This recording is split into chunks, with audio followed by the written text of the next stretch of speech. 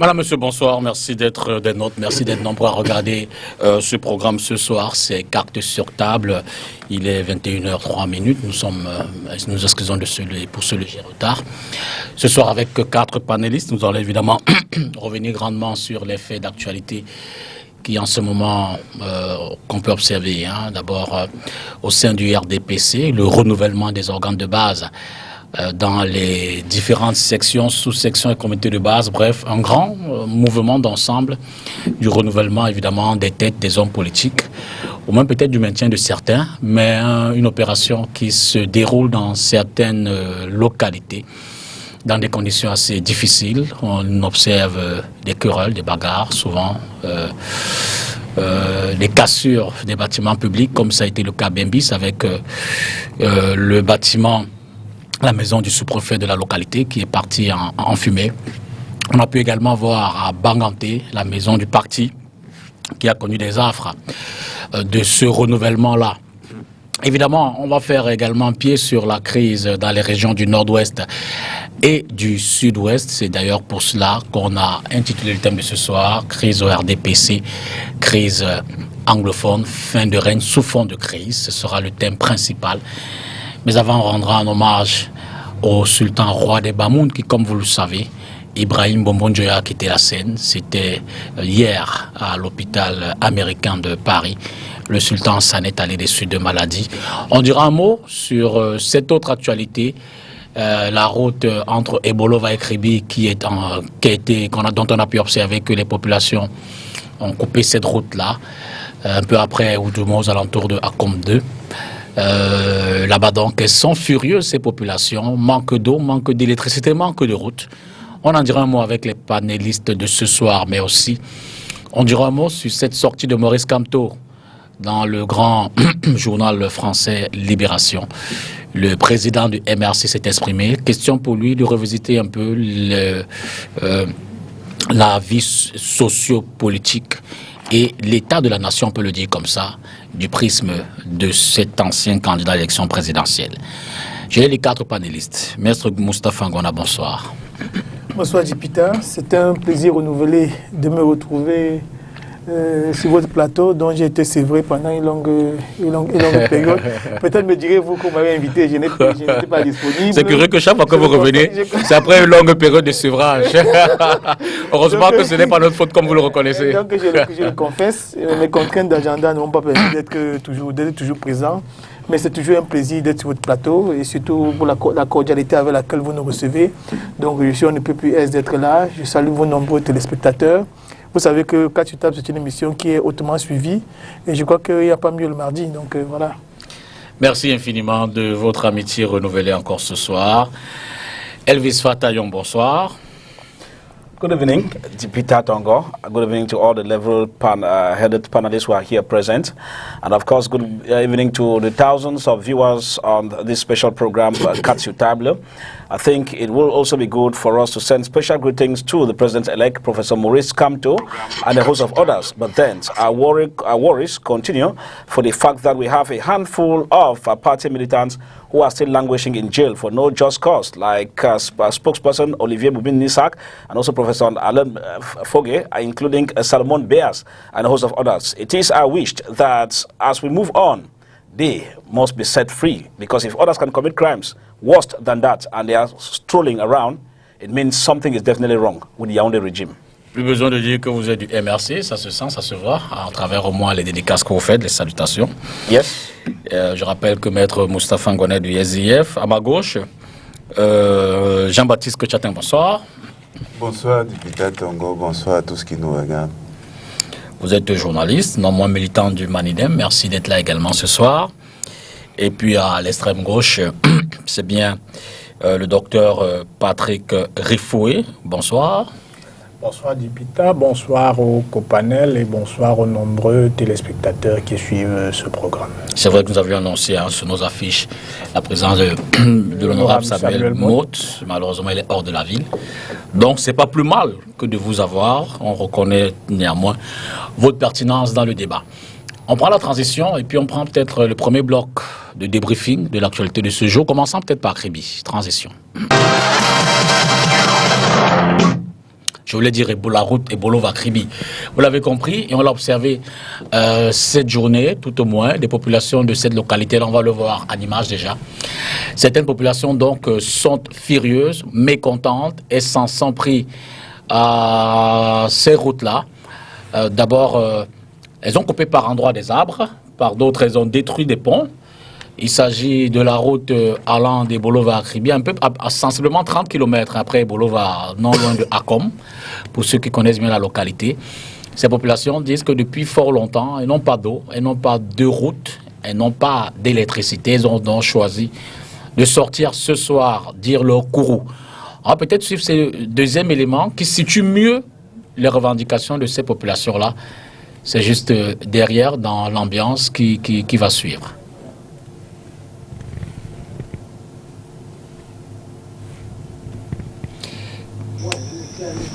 Nous sommes ici à 30 km de Bolova. Les gens sont en train de détruire tous les ponts. Tous les ponts. La même situation se pose partout. Aucune voiture ne traverse.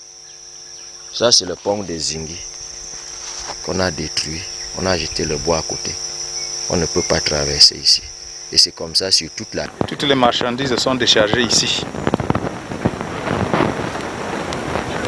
Les arbres ont été abattus sur la route pour bloquer la circulation. Les voitures venant d'Akom 2 et Kribi sont bloquées ici au niveau du pont. Les populations sont fâchées. Il n'y a pas de route depuis des décennies. Les autorités arrivent. Ouais. Les autorités arrivent, mais personne ne veut entendre le message. Personne. Voilà donc, en un mot, comme en plusieurs, ces populations dont expriment leur mécontentement, on peut le dire ainsi. Patrick Rifoué, cette localité peut être désignée aussi comme un fief. La région du Sud dans son ensemble est une localité ou une région qui très souvent, tout au moins si on s'en tient au résultat des différentes élections, qu'elles soient locales ou présidentielles, on peut dire que c'est un bastion du RDPC. Souvent, on avoisine même les 90% et plus des résultats lors des différentes élections. Je veux dire que ces populations-là se sentent un peu seules aujourd'hui. Se sentir seul, je ne dirais pas. Écoutez, il n'y a pas de corrélation entre les choix électoraux et le niveau de développement. Ça n'a rien à voir. Nous sommes dans une ville comme Douala qui a un niveau d'infrastructure acceptable, mais on a bien vu qu'en 2018, c'est le MRC qui a remporté les élections dans la ville de Douala. Donc, il n'y a pas de corrélation à ce niveau-là. Maintenant, je pense que les populations peuvent et ont le droit d'émettre des demandes sociales qui doivent se transformer en politique publique sans en arriver à ces extrémités, parce que lorsque vous détruisez des ponts, lorsque vous obstruez les routes, vous portez préjudice à vos compatriotes. Là, on a vu dans le reportage que certaines marchandises étaient complètement déchargées et ne pouvaient pas continuer à être acheminées. Donc, il y a un préjudice que vous allez causer, par exemple, aux agriculteurs de ces régions-là qui ne peuvent plus sortir leurs produits. Donc, je pense qu'il y a un cadre dans lequel les demandes sociales doivent être émises. L'autre chose que je voudrais ajouter ici, c'est que ces revendications montrent bien que la pseudo-marginalisation dont certains parlent ne s'est pas faite notamment aux privilèges de la région du Sud, puisqu'on voit bien que là nous sommes à 30 km de la capitale régionale du Sud, on voit bien qu'à 30 km de cette capitale régionale, il n'y a pas d'eau, il n'y a pas d'électricité, c'est une route en terre comme dans beaucoup de nos villages, comme dans le mien par exemple, c'est une route en terre. Maintenant, si tout le monde se mettait, parce qu'il y a une route en terre dans son village, ou alors parce qu'il n'y a pas d'eau, si tout le monde se mettait à obstruer la route, je pense que l'État ne serait même pas en capacité de satisfaire toutes ces demandes-là. Parce que l'État a un certain nombre de contraintes budgétaires qui ne lui permettent pas de satisfaire toutes les demandes qui peuvent être émises. Il y a une logique de programmation à laquelle s'ordonne l'inscription de ces requêtes sociales dans les politiques publiques. Elvis Taillon, une réaction au regard de ces manifestations-là? Well, if I look at the manifestation, and then queuing in with what Dr. Rufus is saying, you discover that there is a missing link concerning his presentation.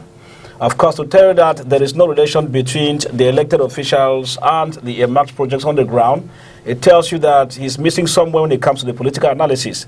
Because those you put in place are the people who are supposed to work hard to protect and to ensure that you have what it takes in terms of social amenities. How do you explain that for over 40 years in power, you hear that they are still complaining of lack of water, lack of electricity, and the kind of roads we find? And I believe that some of these members of the ruling party equally forget to understand that South region is one of the most enclave regions in the country, and one of the only areas whereby there's no direct link between the divisional headquarters and the regional headquarters. Of course, you could imagine the terrain of the road you find there. Now, when you get these people coming out, it is out of frustration. Frustration, of course, I'm surprised when I see a co-panelist take it lightly here, because these frustrations have been built over time. And how is it built? Remember, the outcome they were talking about, it is the fear of the ruling party. But then, if you find the piglet itself start reivindicating against the mother, know that something is wrong. And what is it, Peter? It is simply an aspect of false promises over time. You know, we have a system whereby people come during elections, they give bags of rice, they give salt, they give sugar and all the like, and then they hire young guys with 1,000 francs to do the dirty job when it has to do with election rigging. Now look at the consequences. But I think more in that, Peter, this is an aspect for the people in that area to know that the regime in power does not even care about them.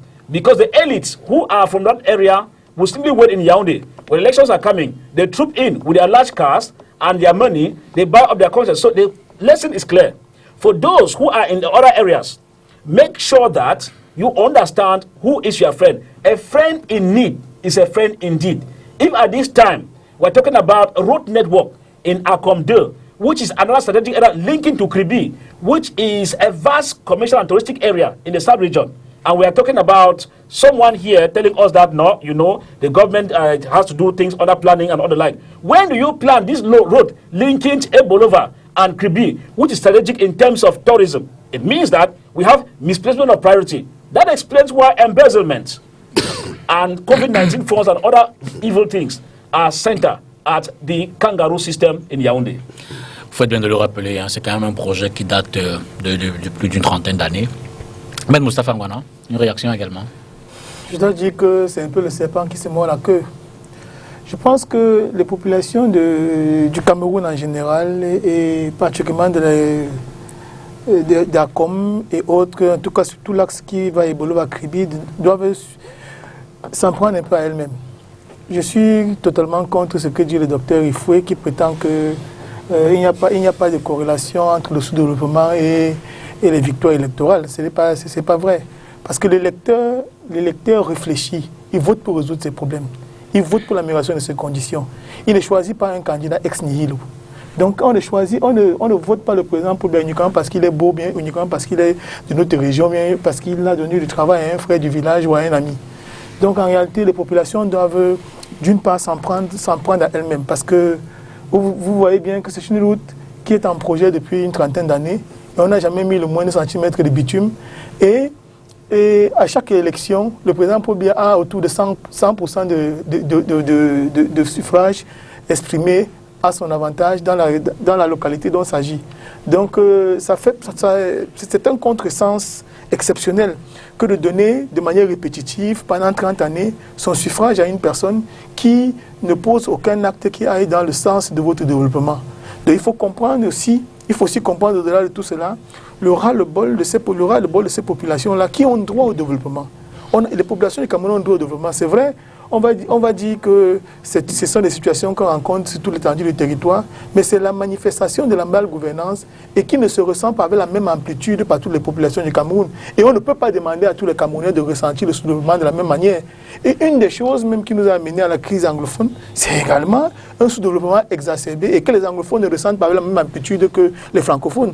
Parce qu'ils avaient des institutions dans leur localité qui leur permettaient de pouvoir résoudre les problèmes basiques, de pouvoir refaire les routes avant les saisons des pluies et tout ça. Ils avaient des institutions qui leur permettaient d'évoluer. Ils avaient leurs banques, ils avaient tout ce qu'il fallait pour avancer. Donc, il faut se dire que c'est un ras-le-bol généralisé. C'est une manifestation de la déliquescence nationale et c'est bien regrettable que ça arrive dans une région où très souvent le président de la République a, comme je le disais tout à l'heure, 100% de voix. Donc, et généralement, même les morts votent en faveur du président de la République dans ces coins-là. Comment ça? Est-ce que les morts votent au Cameroun?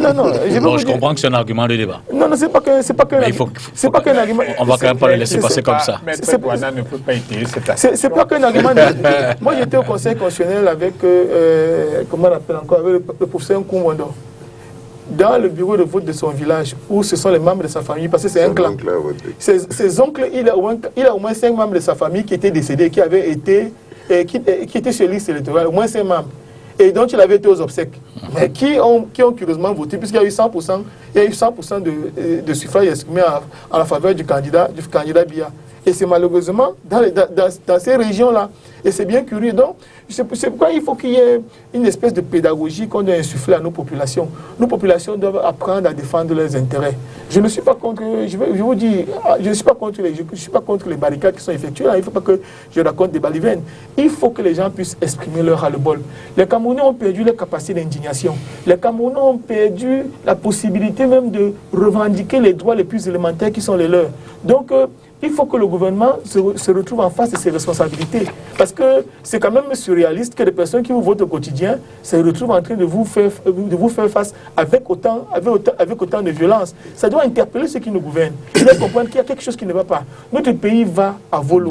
Heureusement que nous avons un débat aujourd'hui qui va nous permettre certainement de toucher du doigt une querelle, quelques-uns des problèmes qui nous empêchent d'avancer. Vous croyez que parce qu'on est à Comodo, on n'a pas droit à l'électricité, on n'a pas droit à l'eau, on n'a pas droit à la lumière, ces populations sont dans leur droit, mais elles doivent également se réveiller. Merci. Elles doivent comprendre que ce n'est pas parce qu'on ne doit plus voter pour le plaisir de voter, mais on doit voter parce que le candidat qu'on choisit est une personne qui peut nous amener le développement. Merci.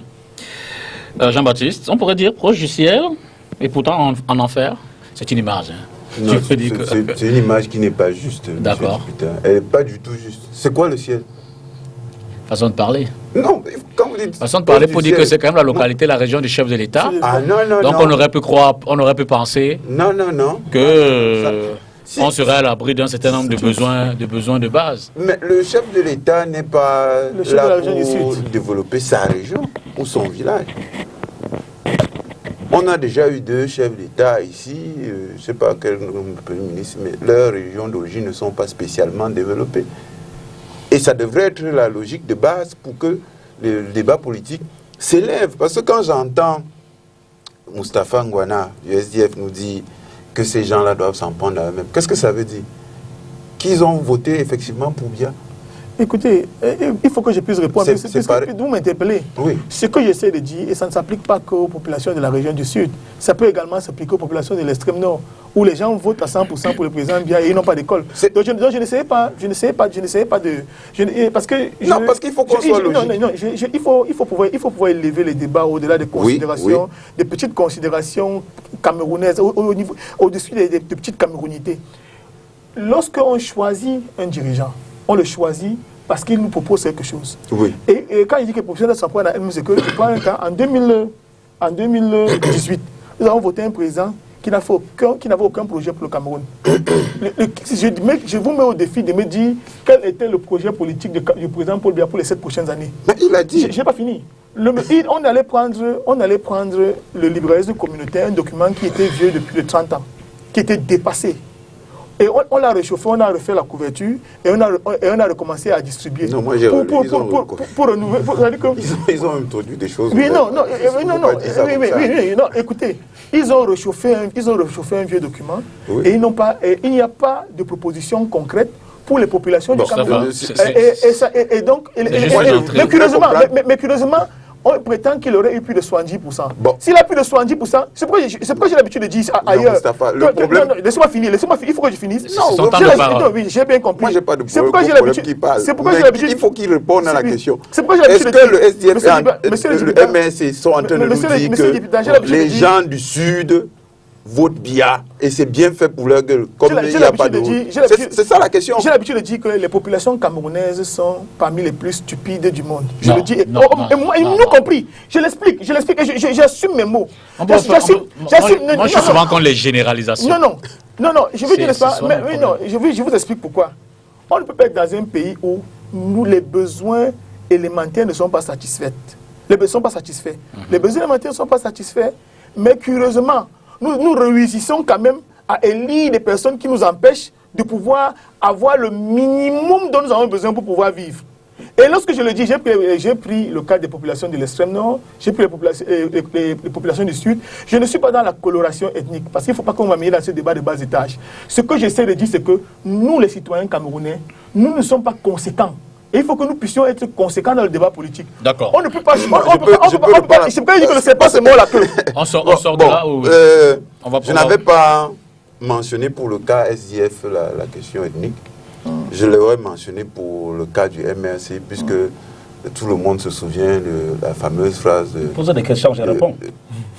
Oui, mon frère. Allez-y. On est en train d'échanger. Vous avez vu que j'ai laissé Moustapha parler. J'ai pas de problème. Oui, allez-y. J'ai pas de problème à discuter comme ça. On ne peut pas dire que les Camerounais votent pour le RDPC de manière consciente et libre. On ne peut pas le dire. On ne peut pas dire que dans ce pays, ce qu'on a depuis 50, 60 ans, c'est des élections. Dès lors que élire, c'est discriminer, c'est choisir. Et pour choisir, il faut être bien informé. Il faut être libre de son choix. Il faut être sûr que son choix va être pris en compte.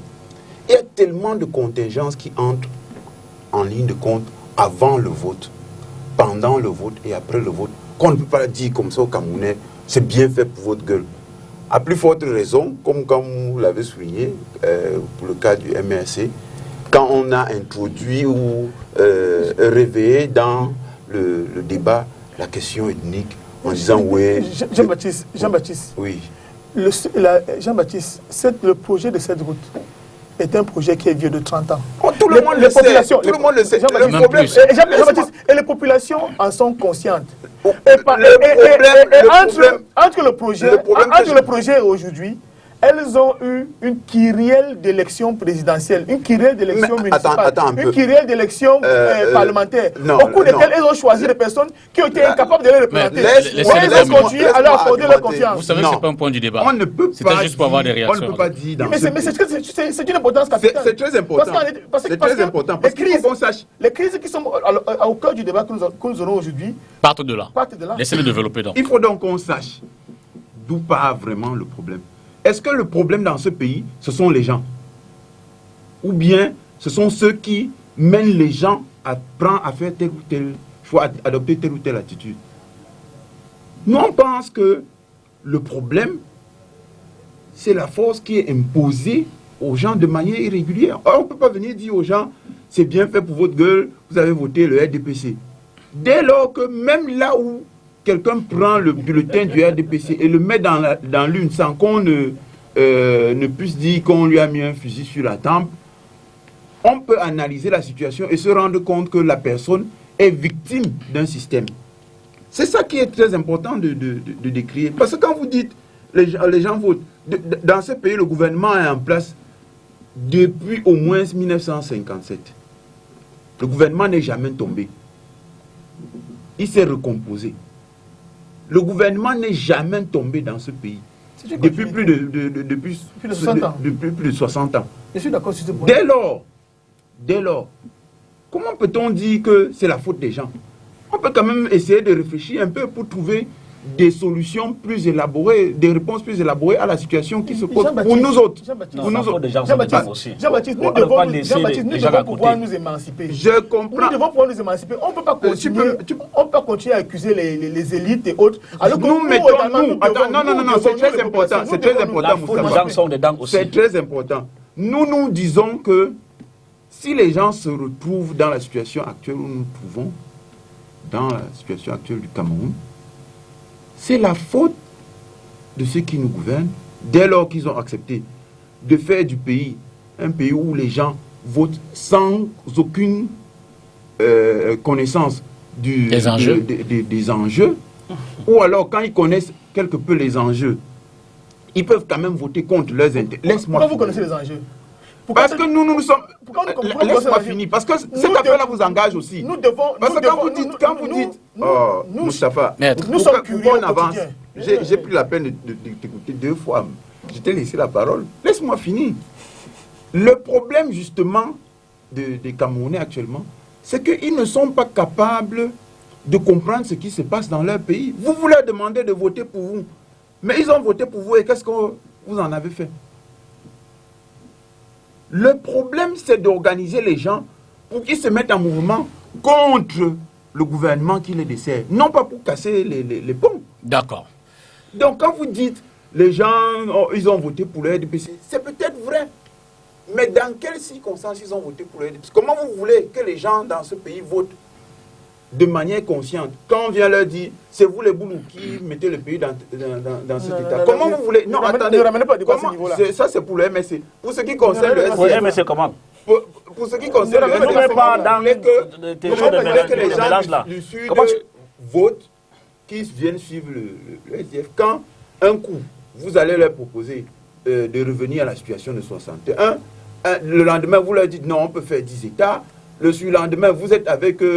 les gens qui vont aussi dire non, c'est bien et ça clique, les gens de chez lui qui sèment le désordre. Un autre coup, vous allez leur dire bon, les Amazoniens, ils ont même raison parce que ça, quoi, tout le monde. Ce que vous dites là, quoi? C'est parce que le message, ça a à voir avec le débat. Vous faites le toxique des politiques. Oui, le message que dans leur diversité. Pas dans la diversité. Je dis le message que les politiques dominants. Ça se voit, le niveau de crédibilité se voit. La crédibilité se voit. Alors, avec les populations qui font le message que avec la guerre au Cameroun du Nord. Parce que pour que les Camerounais se mobilisent, et changent leur pays, il faut leur donner un message qui les rassemble et vers un objectif. Or, en ce moment, le RDPC, lui, il est fort à l'aise dans son rôle. Il gère le pays tel qu'il gère. Mais ce qu'on appelle aujourd'hui l'opposition donne un message qui permet au RDPC de rester là éternellement.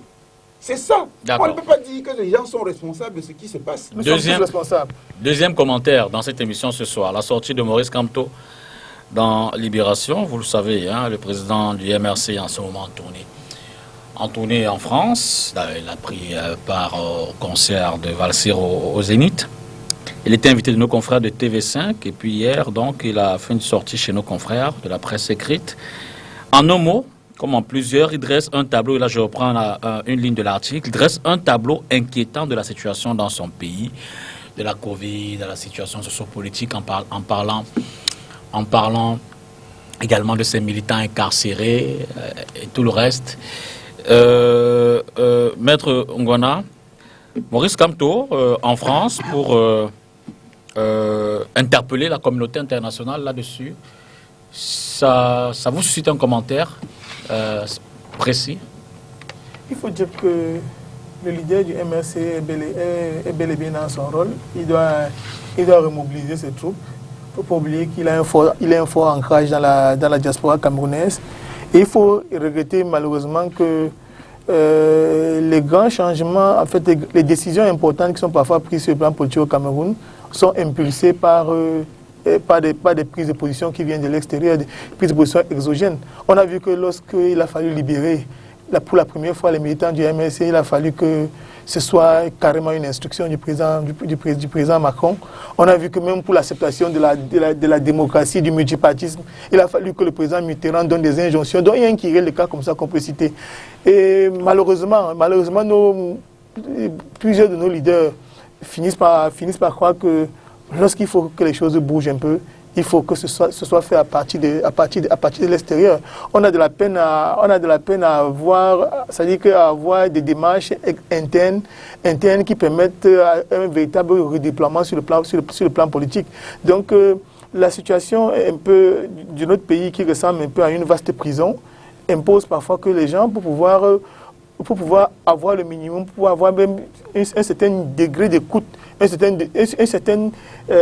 certaine capacité à se faire entendre, sont obligés de s'externaliser.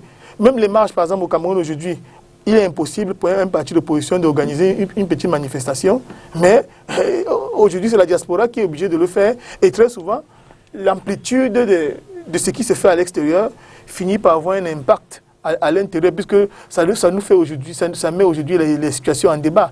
Et ce n'est pas donné, de pouvoir, d'avoir dit que une page aussi importante dans un journal comme Libération. C'est lu par les politiques, français. Donc il faut se dire que même pour pouvoir le faire, il y a une opération de lobbying qui est faite derrière, parce qu'il faut également agiter l'opinion internationale. Et malheureusement, sans vouloir dénigrer ce qui se fait localement, on a plus de chances d'être entendu par l'opinion internationale lorsqu'on est publié dans Libération que dans la plupart des journaux que nous avons sur le plan local. Nonobstant le travail, travail excellent et manifeste et excellent qui est fait par nos journaux sur le plan local. Tableau triste, tableau sombre, une situation assez,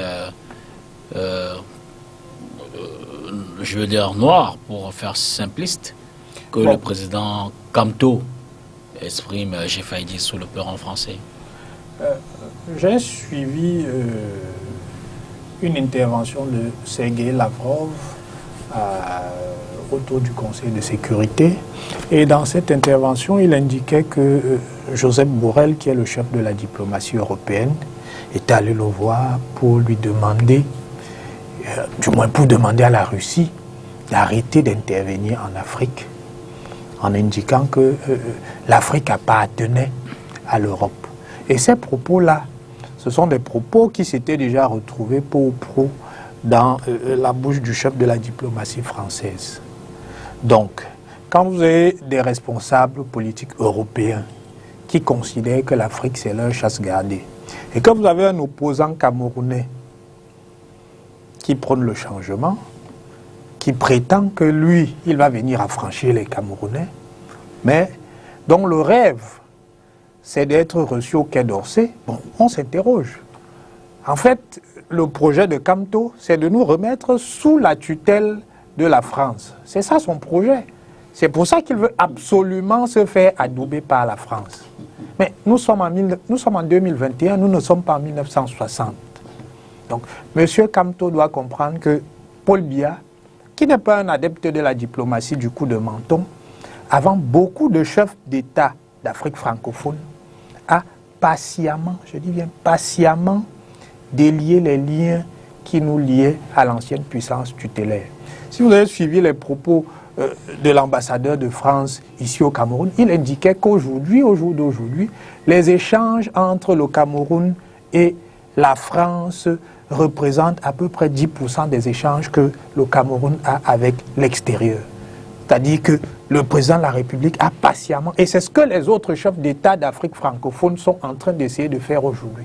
Parce qu'ils sont restés dans un monologue qui faisait qu'il n'y avait que la France en face. Le président Biya, lui, il avait compris qu'il faut multiplier les partenaires. Mais ce qu'on voit avec Maurice Kamto, le leader de la Renaissance, c'est que son projet, c'est de nous ramener dans le monologue avec la France. Non. Tout le monde dit qu'il faut provincialiser l'Europe aujourd'hui. Mais Maurice Kamto, lui, il veut prendre le Trocadéro. Ah, tant qu'à faire, il faut qu'il aille prendre l'Élysée. Hein, s'il confond l'Élysée et tout dit.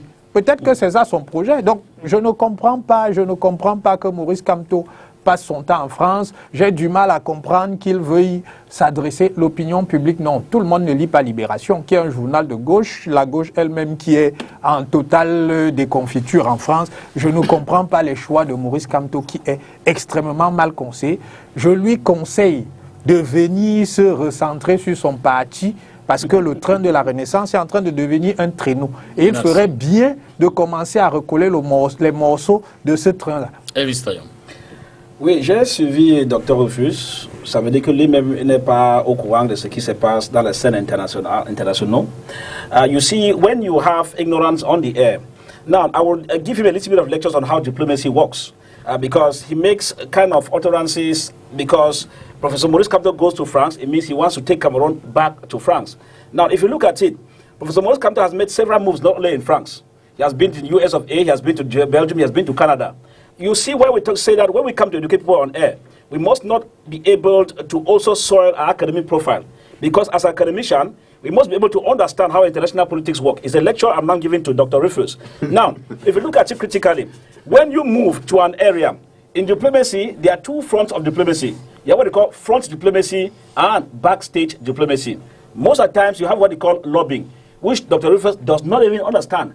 That away from the official communique, that always comes from the presidency, that President Paul Biya is paying a special visit to Élysée. There are many other visits that are not announced, which are paid at the same Élysée and under different conditions of what has to do with exploitation of natural resources, which he does not know.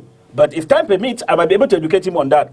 Now, when Professor Maurice Kamto moves to France, he has been to Germany, he has been to other areas. What is it all about? Even when Ni John Frundi was in the early days of the political upheavals in the country, we know he has been in America, he too has been in Canada. It is normal, and it's not just Professor Maurice Kamto who goes. In the African continent, other opposition leaders move. How do they move? It's an aspect of lobbying and making them to understand one side of the story, different from the version that a 2D will go all the time and is giving to the diplomatic front. Now, I have the impression that Dr. Rufus does not understand that when it comes to diplomacy, it is not only the ruling party and the regime that plays diplomatic moves. Opposition parties also have a role to play. Because if you look at it, SDF falls under what they call Socialist Party. A Socialist Party does not keep SDF only in Cameroon. It keeps SDF in Germany. There's Socialist Party in the other countries, extended right over to America. And therefore, if a leader of an opposition party decides to move to another area for diplomatic talks, it does not mean that he is going to hand over the country. Now, when you look at rhetorics mentioned by an academician here on the platform, it tells you the kind of education they obtained. He says President Maurice Kamto wants to take Cameroon back to France. I doubt if President Maurice Kamto is the current president ruling now. If you get that utterance, when President Maurice Kamto was already at the 2G, we'll begin to doubt, what did he go to France to do? Why was he having particular attention to move over to Élysée? But in this aspect, the roles are different. Diplomatic missions operate in different aspects. And most of the times when you move over, you have diplomatic friends to meet. There are some diplomatic friends who are ambassadors, others are chargés de mission, others have different roles they play at embassies, whereby they have a role to play in order to listen to your own part. Remember, we are at a political scene whereby ruling party officials and the government play negative propaganda, which means they have the tendency of moving to these governments, to these diplomatic scenes, and they give wrong stories about what is happening. You imagine Dr. Rufus and his party members who always give you the scenario that everything is under control. Which means if they go to France, they will tell everything is under control. So there is that balance whereby if an opposition party member goes to those areas, he too passes through other diplomatic channels to give them a scenario. It is at this level that a balance is being struck between the governing parties and the opposition parties, such that policies are formulated based on this aspect. Unfortunately, time will not permit us. I would have been able to give Dr. Rufus quite lectures on international relations and diplomacy, which he does not even master. Thank you. On aura l'occasion, éventuellement, Jean-Baptiste, sur cette sortie de Maurice Kamto. Monsieur Taillon, c'est bien ça. Elvis, en plus.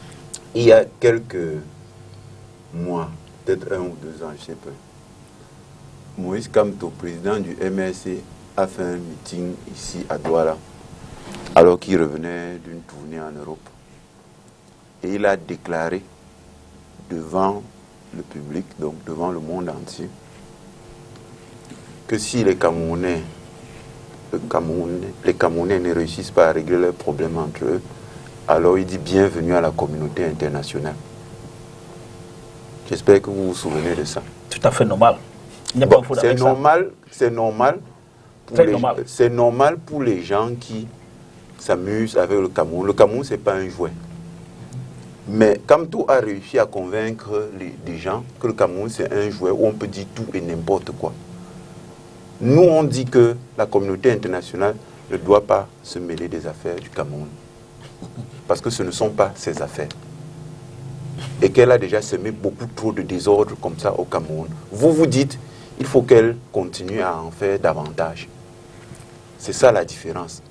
Vous avez donné des leçons, comme vous dites, de relations internationales à M. Rifo et du RDPC. Mais je me demande souvent si vous, les gens du MRC, je ne sais pas si nous vivons dans la même réalité. Vous êtes une photocopie du RDPC.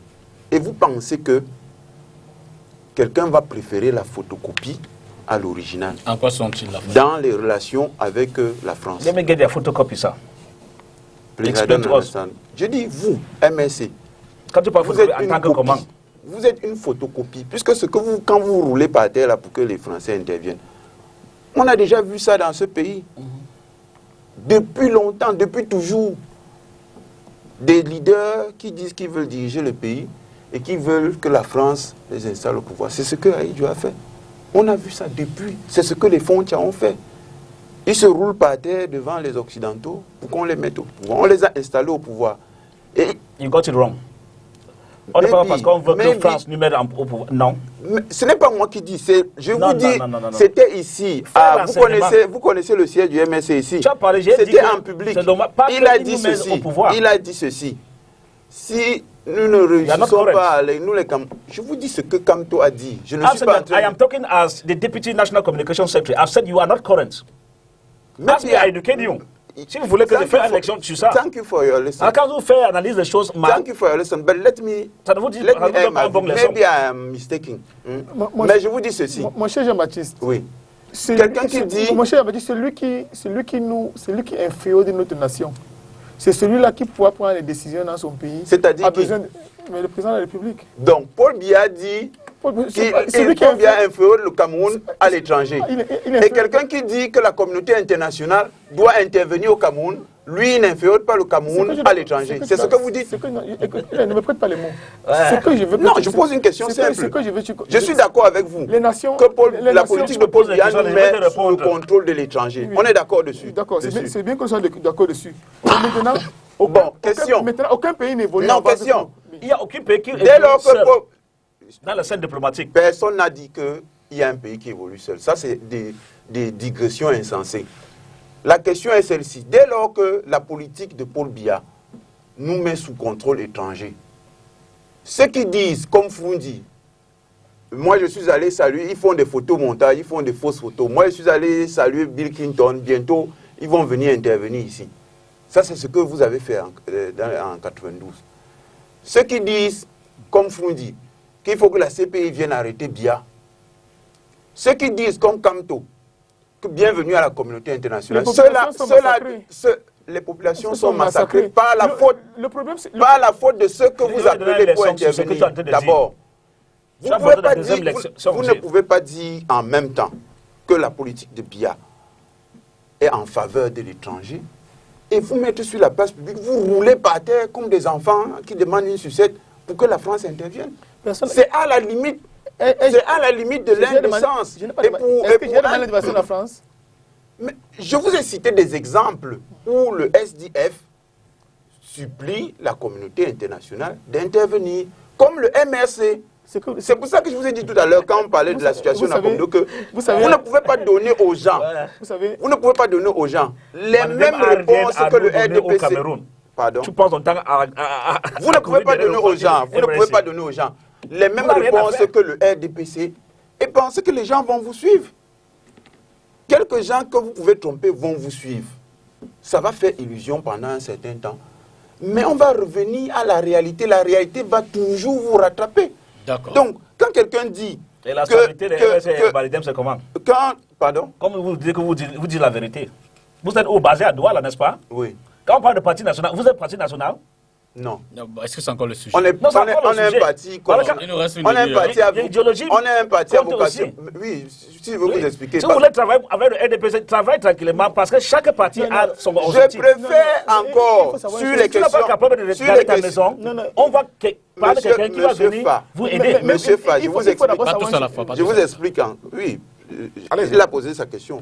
Nous avons une vision panafricaniste de la politique en Afrique. Dès lors, Vous allez répondre. ne pas avoir une assise nationale, c'est préoccupant. Mais ce n'est pas ça qui est décisif. Monsieur Fa, ce n'est pas ça. Ce qui nous préoccupe, c'est de faire comprendre aux Camerounais ce qu'il se passe chez eux. Et quand un leader de la taille de Kamto se permet d'aller en France, se fait interroger parce que monsieur Irifo a dit tout à l'heure que Libération, c'est même plus un journal de gauche. Je ne sais pas à quel milliardaire ou vendeur d'armes, je ne sais pas à qui ça appartient, ce machin. Donc, ce n'est même plus un journal de gauche. Donc quand il s'en va dire des choses comme ça, et que vous veniez nous expliquer qu'il a raison, mais mon Dieu, vous voulez, je vous dis, on ne peut pas laisser la photocopie du RDPC C'est Manedem qui est photocopie du RDPC.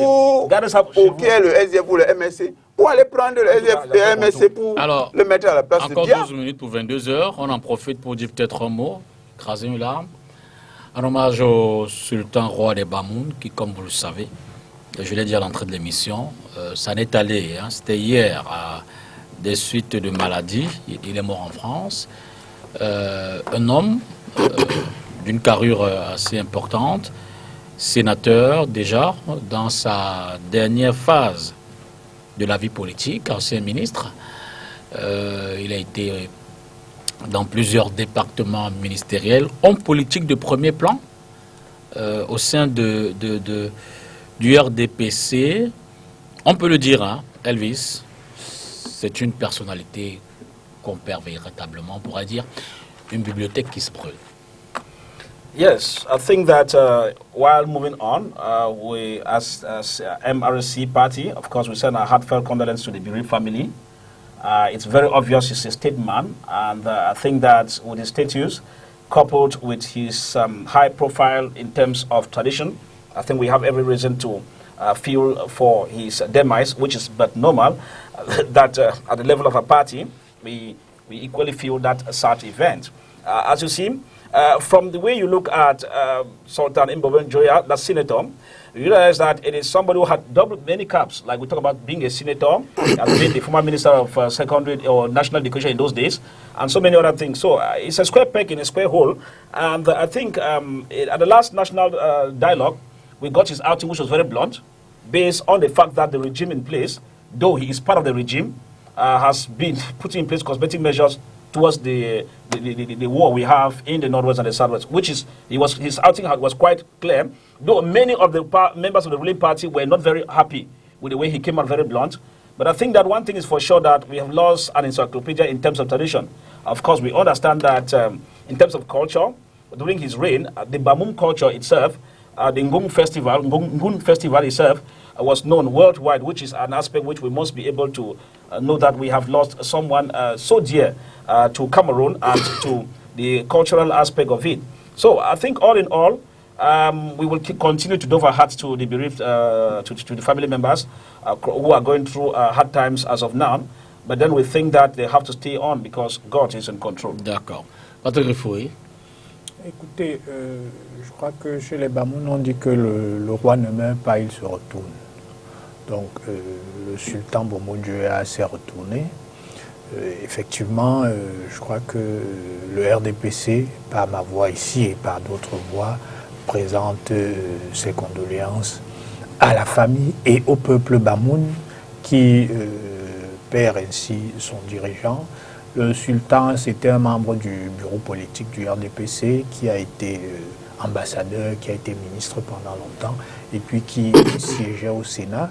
Donc c'était une personnalité de premier plan au sein de notre parti politique et je pense qu'il sera difficile à remplacer à la fois par sa hauteur d'esprit, sa sagesse et sa liberté de parole qui pouvait à certains moments gêner. Maître Ngona. Il faut regretter naturellement lorsque un aussi illustre fils de la République s'en va. C'est très souvent l'occasion de pouvoir taire les querelles, de communier avec la famille, de communier avec le peuple Bamoun et de se dire que c'est une perte énorme. C'est un homme qui sera, je suis d'accord, difficilement remplaçable pour les populations du Noun, parce qu'il faut dire qu'il avait quand même une forte prégnance dans la sphère politique et qu'il savait, lorsque cela était possible, attirer des avantages légitimes pour les populations du Noun. On ne peut pas le lui contester. Et il faut aussi dire que c'était un personnage iconoclaste, parce que parfois il prenait à contre-pied même sa famille politique, comme il a fait lors du grand dialogue national, où il s'est attaqué à des questions qui fâchent au sein du RDPC, comme la limitation du mandat. Il a soulevé, je pense, encore la question de la forme de l'État, qui était une gêne qui générait une certaine implosion au sein de la nation. C'est des choses qu'il faut relever et mettre en perspective. Mais ma note de regret, c'est qu'il soit mort en dehors de ces terres. Parce que dans la cosmogonie de la région à laquelle il appartient, le sultan doit se retourner sur ses terres. Il ne doit pas se retourner ailleurs. Et c'est également l'occasion de regretter le fait que nos dirigeants soient obligés d'aller se soigner à l'extérieur. Pourquoi est-ce que nous ne pouvons pas imaginer que si le plateau technique était suffisamment élaboré sur le territoire, nous aurions pu encore avoir le sultan pour quelques années. Donc je pense que des situations comme celle-ci et celle du ministre Moutazé doivent pouvoir interpeller pour dire que nous devons prendre ces situations comme des prétextes pour pouvoir donner du mieux aux populations camerounaises, donner du mieux à ces personnes-là qui n'ont pas la possibilité d'être également évacuées. Parce que l'évacuation en elle-même constitue un risque pour la personne qui est affligée, qui est malade, ou bien qui est entre la vie et la mort. C'est la note triste qui est la mienne, qu'on interpelle donc les dirigeants du parti de Rifoué de donner le minimum aux Camerounais pour qu'on ne soit plus obligé, 60 ans après les indépendances, d'aller soigner les dignes fils de la République qui, à leur manière, ont donné du leur pour que la République puisse se mettre debout. Jean-Baptiste. Nous sommes dans une situation un peu bizarre, contradictoire, parce qu'en même temps, les gens veulent louer Mboumoundia comme étant haut commis de l'État, fils de la République. En même temps, il est mort à l'hôtel américain de Paris même. Ça veut dire qu'il servait Paris. Si moi, je meurs sur le Benskina, je ne sais pas moi, une réunion, une manifestation, c'est normal, puisque moi, je sers mon pays. Il faut être un peu logique, c'est ce que nous vous reprochons là. Il faut être un peu logique et rigoureux. Il a travaillé pour finir à l'hôpital américain de Paris comme une bonne partie de l'élite d'Afrique noire francophone. Chose que je condamne et que j'ai condamné. Vous ne pouvez pas en même temps condamner. Vous savez, vous ne pouvez pas en même temps condamner le fait qu'il finisse comme ça et en même temps dire que c'est un digne fils de la République. C'est donc quelle République? Il travestit mon propos. Notez, vous revenez. Attendez, peut-être que je n'ai pas bien compris. Il vaut mieux l'expliquer. Il servait qui? Il servait les intérêts de qui? Il travestit mon propos. Vous savez, face à la mort, il faut savoir raison garder, avoir un minimum d'humilité. Oui, oui. Moi, on m'a appris qu'il faut avoir un minimum de décence lorsque les gens s'en vont, et particulièrement les personnes qui s'en vont à l'âge qui est le sien et les responsabilités qu'elles ont exercées. Je ne suis pas en train de faire un bilan des activités ministérielles du sultan qui s'en est allé. Ce que je dis, c'est que lorsque le Cameroun perd un de ses fils, nous devons pouvoir être affligés, quel que soit le bord. Un peu comme je suis malheureux lorsque on tue un soldat dans la région du Nord-Ouest, ou bien qu'on tue même ce qu'on appelle les Amazoniens. Parce que chaque fois que le Cameroun perd un de ses enfants... Non, j'ai pas fini. Mais je le dis. Mais lorsque je le dis, je ne le célèbre pas. Comme au commis de l'État. Et en même temps de dire que c'est regrettable. Si vous servez l'État... C'est vous qui dites de haut commis de l'État et tout. Vous avez dit un digne fils de la République ou quelque chose de ce genre. C'est la même chose. Si vous voulez, reprenez le terme exact. Et alors, ce que je dis... Ne sortons pas du sujet. Ce que j'ai dit ne m'empêche pas de pouvoir marquer mon regret. Parce que c'est parce qu'il faut le dire. Et je l'ai dit avec la décence que vous semblez ne pas avoir. Ce que j'ai dit, je l'ai dit avec la décence que vous semblez ne pas avoir. Parce que moi, je sais qu'on ne tire pas sur les corbeilles. On ne tire pas sur les corbeilles. On ne tire pas sur les cadres. En le disant, je regrette fortement que nos dirigeants soient obligés d'aller à Paris. Et lorsque je le dis, c'est pas que je suis pas contradictoire. Je suis en train de trouver que ce n'est pas contradictoire. Mais moi, je trouve que c'est contradictoire. Et pour ce qui est de... C'est pourquoi je suis avec Fayon ici qui disait aujourd'hui que le Maïdem n'est pas un parti d'opposition. Bah, voilà, N'oubliez pas ici qu'en 2004, voilà. le président Ekane, Oui. après la présidentielle, a envoyé son CV au président Paul Biya Bon, pour pouvoir être nommé également D'accord, ministre de la laissez-le République. terminer donc. Pour dire que nous comprenons vos positions. Laissez-le terminer. C'est un frère jumeau. Frère jumeau de RDPC, allez-y. Laissez-le terminer. donc. Bon, ok. Je vais répondre point par point. Il y a un problème, Moustapha Ngwana et Fa Tayon. Il y a un gros problème dans votre attitude. C'est la dichotomie entre la réalité et ce que vous voulez proposer. Vous ne pouvez pas en même temps célébrer quelqu'un comme un digne fils de la République, je crois que c'est le mot que vous avez utilisé, ou un haut commis de l'État. Et en même temps, Mais le sultan est un homme digne. oh là là, mon Il faut Dieu. que je le dise encore. Laisse-moi finir. Quand on Je est- n'ai pas, quand on je est n'ai pas sultan- dit, Mais on je vous n'ai pas l'accorde. dit C'est que un dans homme digne. votre, je n'ai pas dit on vous a Moustapha compris. Ngwana. C'est un homme digne. Je n'ai pas dit que dans Personne votre ne doute de cela. République, je n'ai pas dit que dans votre. Donc n'attendez pas de moi que une je vienne minute, sur la télévision une pour dire minute. du mal du Une sultan qui minute, vient de s'en aller. Écoutons-nous. pourquoi C'est pas dit que vous manquez de décence. Vous Écoutons-nous. manquez de décence. Oui, bon, écoutons-nous. Laissez-moi manquer de décence. C'est quand même ma responsabilité.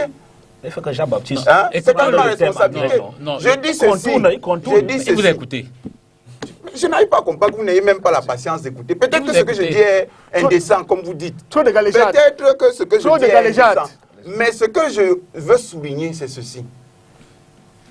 On ne peut pas en même temps célébrer des gens comme étant des hauts commis de l'État, un État qui est néocolonial, et dont les hauts commis, ce n'est pas seulement, c'est pas l'apanage du Cameroun. On a vu il y a 2 semaines Conan Bani. C'est pas l'apanage du Cameroun. Peut-être quand on dit ça avec les petites querelles villageoises ici, là, quelqu'un va vous dire, oh, c'est parce que vous manquez de respect à notre chef. Non. Et pour ne rien vous cacher, moi je suis d'ascendance Bamoun. Quand je cherche mes ancêtres les plus lointains, ce sont 2 femmes Bamoun, des 2 côtés. Donc, ne venez pas nous faire la petite leçon de morale là.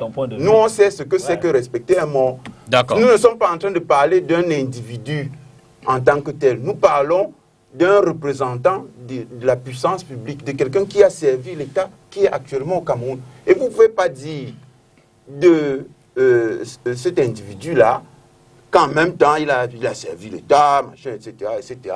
Et que c'est regrettable qu'il meurt à l'hôpital américain de Paris. Parce que le destin de notre élite, enfin, ce qu'on appelle l'élite ici au Cameroun, c'est de mourir à l'hôpital américain de Paris. Le destin des gens qui sont connectés à ce système. On doit le regretter. Oh là là, laissez-moi parler. Le destin des gens qui sont connectés à ce système, c'est de finir comme ça. Il y a d'autres choses que Mbomo Diop a fait qui sont bien. Je le trouvais par ailleurs même sympathique. Peut-être que quand vous voulez rendre cet hommage-là, vous pourriez choisir des choses qu'il a faites et qui sont positives pour le pays. D'accord, 22 heures. Je voulais souligner, juste en une phrase, je voulais souligner une chose qu'il a faite historiquement et qui a été bénéfique pour le Cameroun, c'est de dénoncer, en quittant la réunion que Aïdjo avait convoquée au lac en 1983, la tendance communautariste, islamiste d'Aïdjo contre le pouvoir de Biya, qui aurait pu plonger le pays dans des désordres très graves. Ça, pour ça, le Cameroun peut lui dire merci. Mais pas pour vos histoires de haut commis de l'État ou bien de lions et non. Merci Ça, c'est pas Jean-Baptiste. sérieux. J'ai le digne fils de la On va République. prendre la transition et rentrer dans Et le un thème. chef est digne. On va donc rentrer Moi, dans je le parle thème, pas du chef. dans le thème principal de l'émission de ce soir. C'est votre problème. On en était à commenter quelques faits de l'actualité qui, évidemment, ces faits nous ont rejoints pratiquement et qui se sont imposés à nous. Cela dit, voici le thème principal derrière la transition.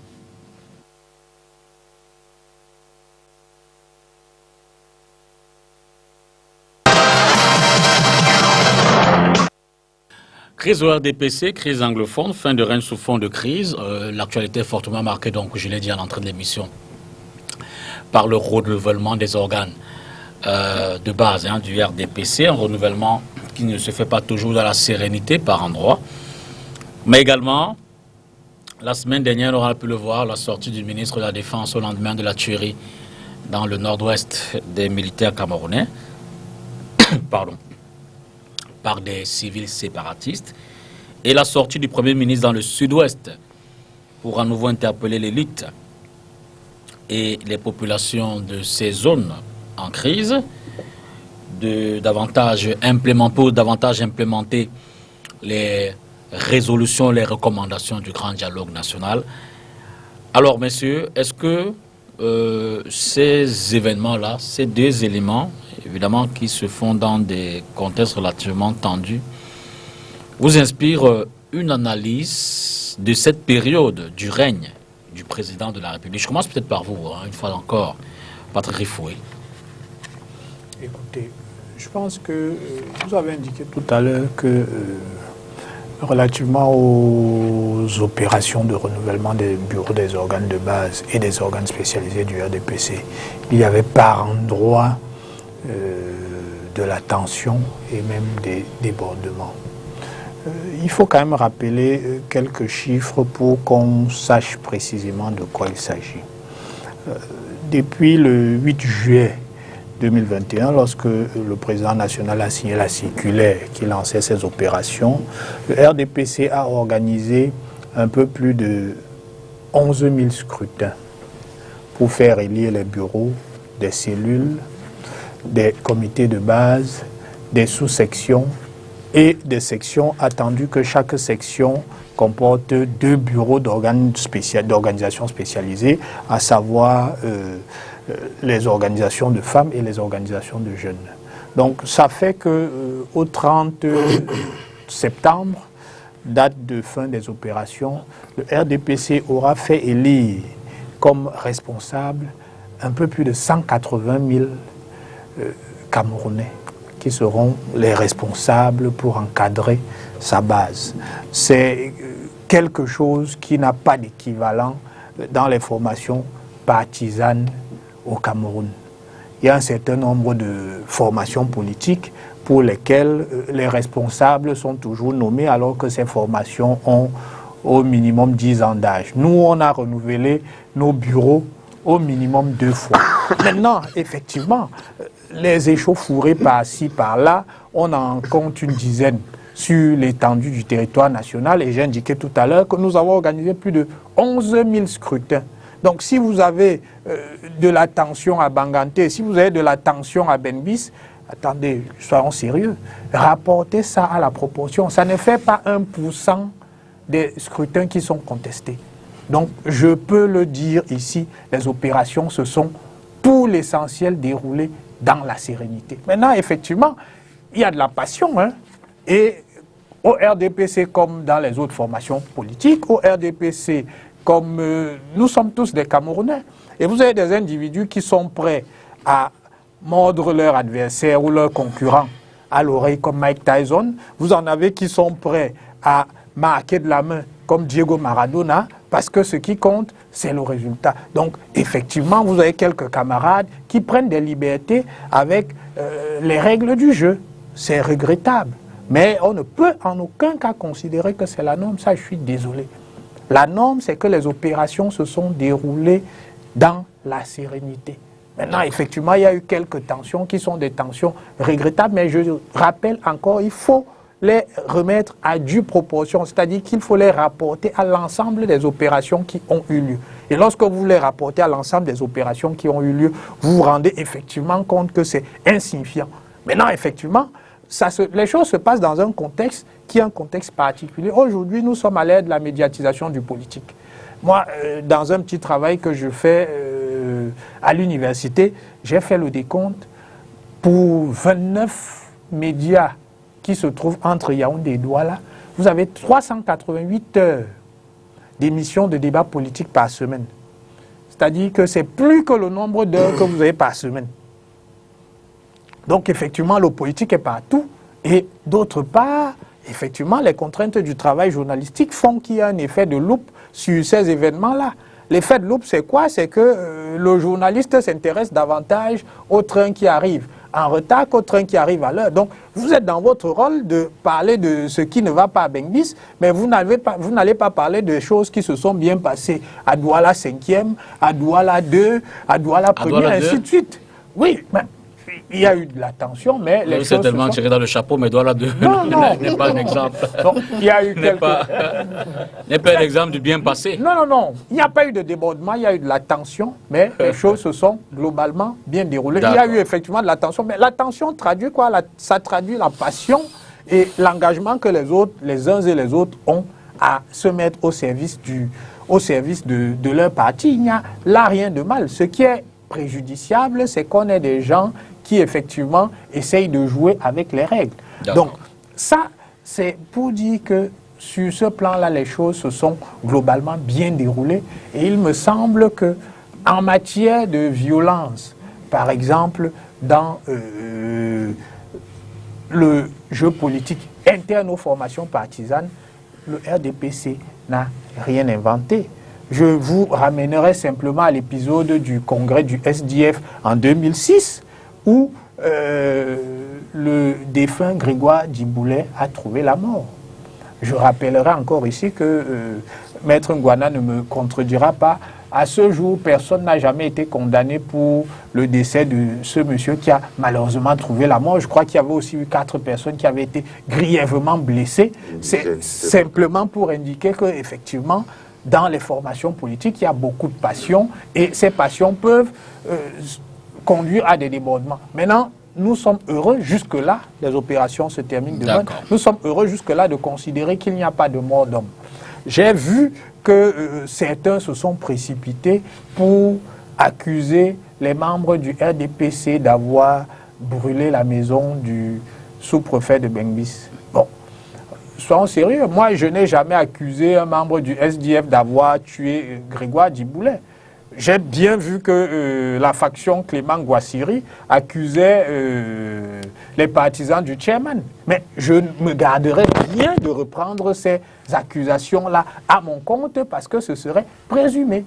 D'accord. Ce qu'on sait, c'est qu'il y a eu un incendie. Maintenant, il faut laisser les enquêtes se dérouler et à l'issue des enquêtes qu'on établisse ses responsabilités. Maintenant, si on attrape des gens et que ces gens ont une carte du RDPC sur le front, soit on considérera tous que ce sont les membres du RDPC qui ont incendié cette maison. Mais pour le moment, la prudence est de mise. On n'a attrapé personne. On ne connaît pas les mobiles de cet incendie. D'ailleurs, on n'a pas la certitude que c'est un incendie d'origine criminelle. Donc, il ne faut pas qu'on essaie de faire porter inutilement et de manière pas raisonnable le chapeau au RDPC. Mais pendant la situation sociopolitique, culturelle et tout le reste, dans cet environnement, dans cette période délicate du règne du président Biya, il faut dire que le pays va à volo, malgré la longue tirade de monsieur du docteur Ifoué.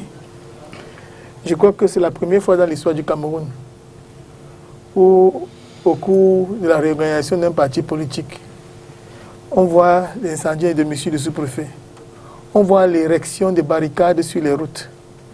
On voit la défiance à l'égard des autorités policières qui, pour la première fois, ont quand même trouvé la position de parlementaire des populations. Parce que très souvent, quand c'est l'opposition, on sort les canons à eau, on sort les matraques, on sort les armes et tout ce qu'il faut pour pouvoir annihiler toute volonté de faire quoi que ce soit, en tout cas de manifester ou bien de faire voilà, les droits civiques qui sont les leurs. Et on constate qu'il y a entre les membres d'un même parti, une fraude inacceptable et qui traduit immanquablement toute la litanie qui est souvent faite par les partis d'opposition au lendemain des élections. Je crois que c'est quand même une des rares fois où les gens, dans la même formation politique, se livrent à un tel degré de fraude. C'est-à-dire que vous comprenez que si entre eux, ils peuvent frauder autant, demandez-vous ce qu'ils peuvent faire avec des élections dans lesquelles ils sont prises avec les autres. Maître, il y a eu fraude dans quelle section? Je vous en prie, ne me coupez pas. Aussi bien à Bengbis, à Douala 2, et partout où il y a des barricades, c'est parce qu'il y avait des éléments, il y avait la fraude. Même à Sangmelima, lors de l'élection du maire Essiane, il y a eu des échauffourées. On a même suivi un ministre de la République qu'on dit malade, promet d'écraser politiquement des personnes Parce que... Non, c'est ce qu'on dit, c'est ce qu'on dit, c'est ce que j'ai dit. Oui, mais en même temps, on ne peut pas laisser véhiculer Oui, sur une antenne aussi sérieuse ce qu'on dit qui n'est pas vrai. Oui, d'accord. Comment Mon devoir est de dire que ce qu'on dit... Mon devoir est de dire que ce qu'on dit n'est pas exact. Non, en tout C'est cas... un audio qui ne peut pas être authentique. Non, il est authentifié. Bon, en tout Et cas- nous sommes en mesure de dire qu'il ne s'agit pas de ministre en question. D'accord. D'accord, je n'ai cité aucun ministre, mais toujours est-il dit qu'il s'agit d'une conversation entre militants du RDPC. Pour dire qu'il y a une fraude inqualifiable en interne. Non, Vous demandez... Pas mal à cause Ce n'est pas vrai. Allez-y. Et ce qu'il faut dire, c'est que avant que le RDPC lance l'opération de renouvellement, nous, au SDF, on renouvelait déjà. On le renouvelait déjà et nous sommes en cours de renouvellement. Nous le faisons sans heure. On a brûlé nulle part. On a barricadé aucune route. Personne ne s'est plaint de fraude parce que nous avons l'habitude du renouvellement. Le RDPC, en presque 40 ans de règne, est incapable n'a pas pu organiser 4 congrès. Mais nous le faisons sur une base régulière. Nous tenons nos réunions du comité exécutif de manière régulière pour prendre la mesure des activités du parti. Mais au sein du SDF, en fait, on n'est pas habitué au jeu démocratique. On n'est pas habitué au jeu démocratique. C'est pourquoi il faut comprendre que ce type de situation soit aujourd'hui mis en perspective. Et il faut regretter également cette espèce de 2 poids 2 mesures auquel on assiste dans le cadre de ces renouvellements. Je l'ai dit il y a un instant, il y a des barricades, on voit des gendarmes qui viennent parlementer. Nous avons des citoyens camerounais qui sont poursuivis pour des actes, qui sont prétendument poursuivis pour avoir déstabilisé parce qu'ils auraient déstabilisé la nation, alors que plusieurs d'entre eux ont été pris à leur domicile. Alors qu'ils n'avaient posé aucun acte préparatoire tendant à la commission d'une quelconque infraction. Je prends le cas de mon ami Bibou Nissak et du professeur Fogé avec lequel j'étais à la Commission nationale de recensement général des votes. Pour dire que c'est une situation qui est inacceptable dans un pays comme le nôtre. Mais qu'on ne s'y méprenne pas. C'est la nuit des longs couteaux que le RDPC est en train de préparer. Vous vous imaginez qu'après avoir donné un spectacle comme celui-là, est-ce qu'ils ne vont pas faire école au sein des autres formations politiques? Est-ce qu'ils ne vont pas créer... Mais il a dit que ça a fait école chez vous. Pourquoi vous ne répondez pas à ça? Ça n'a pas fait école. Chez eux, il y a eu un mort. Non, pour le moment, il n'y en a pas eu chez nous. Oui, il n'y a pas eu de mort. C'est ce que vous dites qu'il n'y a pas eu de mort chez vous. Il y a des morts. C'est ce que vous dites qu'il n'y a pas eu de mort. Je vais citer ici maintenant. Ok, il faut y aller. Non, vous savez... des morts. Vous savez... Non, Bon, ils ont tué des morts imaginaires. Non, vous savez, ils ont la... Je suis un journaliste, quand il y a des morts. Je vais citer. Qu'il termine. Il ne parle pas à l'air. Il a même fait un communiqué pour dire qu'ils ont des morts le 22 septembre. Allez-y. Vous savez, ils ont... Non, vous avez la... Non, le ridicule ne tue pas. Vous parlez de la situation de Grégoire Diboulet. Non, je parle de... Pour Diboulet, j'étais témoin. J'ai vécu ça presque en direct. Je suis étonné que vous ne répondiez pas. Et pour dire quoi? Je ne sais pas, c'est lui qui a... Terminez votre développement. Si c'est bon, Jean-Baptiste prend la parole. Il a parlé du décès de Diboulet. Mais il a une boule de cristal. Il a dit que personne n'a été condamné. À votre avis? Oui, non, il a dit que personne n'a été condamné. Lui-même, il a dit. Quelqu'un a été condamné? Non. Pour vous dire qu'il n'est pas impossible que ce soit vous qui ayez organisé tout ça. Ah bon? Écoutez, vous avez tous les moyens. Deux factions du Vous avez tous les moyens. Vous avez tous les moyens. Mais soyons sérieux. Non, vous avez tous les moyens. Et sachez une chose, les actes que vous posez aujourd'hui en 2021 ont un impact tellement significatif, mais très négativement. Très négativement parce que, contrairement au passé, tous les regards aujourd'hui sont braqués. Vous avez parlé d'effet de loup. Aujourd'hui, tout ce que vous faites va forcément être démultiplié. Il faudrait que vous puissiez également tenir compte du contexte, mais n'oubliez pas, c'est qu'aujourd'hui, le pire élève de la classe, c'est le RDPC. Peut-être que le SDF a fait des erreurs par le passé, mais aujourd'hui, nous sommes en plein renouvellement et nous avons commencé avant vous. Mais vous n'avez pas entendu le grabuge quelque part. Le secrétaire général est en train de faire le tour de la République. Et le 9 octobre, nous aurons une réunion du comité exécutif national pour vous dire que nous avons l'habitude de nous réunir. Et parce que vous n'en avez pas l'habitude, c'est pourquoi lorsqu'il y a une petite réunion, il y a tous les débordements. Merci. Nos derniers renouvellements ont eu lieu en 2015. Jean-Baptiste, sur la question, le thème principal. Et votre dernier congrès en 2011. C'était le 40e sous fond de crise, la zone nord-ouest-sud-ouest, on parle également de l'extrême nord. Une période quand même assez, je veux dire, trouble, perturbée, sans cette phase de règne du président Biya. C'est un peu embêtant que vous fassiez le lien entre les bagarres du RDPC, qui sont, somme toute, vraiment des bagarres entre petits copains, et la situation nationale. C'est pas à mettre sur le même plan. Même si on peut s'en préoccuper, ce n'est pas, pardon, ce n'est pas du tout à mettre dans la balance avec la crise anglophone qui pose bien plus de problèmes. C'est pas mis dans la balance en termes de comparaison, mais c'est mis dans le même panier en termes de je veux dire, justement d'animation. Oui, même jusque-là, ce n'est pas un élément décisif, le RDPC. Le RDPC, ce n'est qu'un instrument que l'État tient pour animer le jeu politique, pour lui servir de paravent lorsqu'il y a les élections. Bon, qui veut une place là, ça rapporte quelques prébendes ou bien des salaires confortables pour certains élus, etc. C'est quand même l'instrument politique qui permet ou alors qui contribue à conserver le pouvoir. Oui, mais ce n'est pas l'élément... On ne peut pas dire que c'est un élément négligeable. Je ne dis pas qu'il est négligeable, mais je dis qu'il est loin d'être décisif. Il ne peut pas prendre la place que vous voulez lui donner dans le débat. Non. On peut noter qu'il y a ces événements-là. Et on peut même encourager nos compatriotes qui sont au RDPC, parce que malgré tout, c'est nos compatriotes, à continuer à se battre là-bas pour que, lorsqu'ils ont exprimé un vœu, lorsqu'ils choisissent un des leurs pour faire je ne sais quoi, que ce soit celui-là effectivement que le parti, parce que ça va aider à la démocratisation globale de la société camerounaise. Et le RDPC, il est un peu habitué à ce genre de spectacle, mais ça ne change pas sa nature fondamentale, qui est d'être un parti au service du néocolonialisme. Il y a déjà eu des élections au sein du RDPC de ce type, depuis longtemps. Quand Biya est arrivé, c'est une des choses qu'il a utilisées. Il a pris le moyen des primaires internes dans le pays pour se débarrasser des gars d'Aïdio. Puisqu'il savait très bien qu'ils sont impopulaires, il joue à ce petit jeu-là depuis des années. Il sait très bien qu'en général, les gens qui sont là sont souvent imposés, ou bien ils ne foutent rien du tout, ils sont donc impopulaires. S'il fait des élections, ils vont être balayés.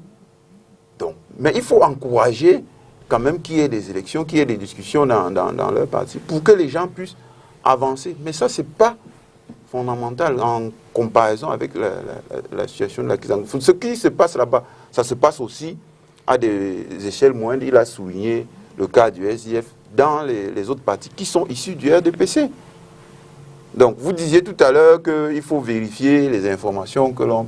Leur culture, la culture du MS et la culture du SDF, c'est la culture du RDPC. Donc, si les gars du RDPC... Et le Manidem, c'est quoi? Le Manidem est de culture épéciste. Okay, je suis désolé pour vous, parce qu'il a dit tout à l'heure, M. Dibita, que lorsqu'on diffuse une information, elle doit être exacte. Vous, dans un débat, vous sortez une histoire, vous dites, ah, et quand il a envoyé son CV à Biya pour se faire nouveau ministre. Donc, ça, c'est la culture des gens du RDPC. Il te voit quelque part, il ne sait pas ce que tu es allé faire, il dit, bon, tu as fait telle chose. Si tu lui demandes, ça s'est passé comment, il ne pourra pas te répondre. C'est ridicule, c'est faux, mais c'est leur culture, c'est comme ça qu'ils ont été élevés.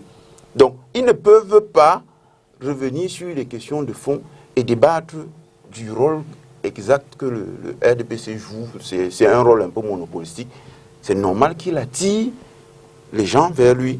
Parce que les gens savent que pour gérer quelque espace de pouvoir dans ce pays, peut-être faut-il mieux encore aller au RDPC ou dans un de ces partis rejetons, plutôt qu'au Manidem, parce que là, vos chances sont quasi nulles. Donc, pour revenir donc sur le fond, c'est certes, comme vous dites, une ambiance de faim, mais il ne faut pas se leurrer. Le RDPC, c'est pas quelque chose qui peut tomber comme ça. Pour qu'il tombe, il faut une mobilisation populaire forte. Le RDPC n'a pas 40 ans, comme il n'est pas né en 85. Le RDPC, c'est le rassemblement des politiciens favorables au néocolonialisme à travers tout le pays. C'est-à-dire les Aïdjo, les Foncha, les Mouna, et aujourd'hui Bia qui est l'héritier des Trois. Et il a des métastases dans la vie politique. Les gars qui forment l'UNDP viennent du RDPC. Les gars qui ont créé le SIF venaient pour une grande partie du RDPC.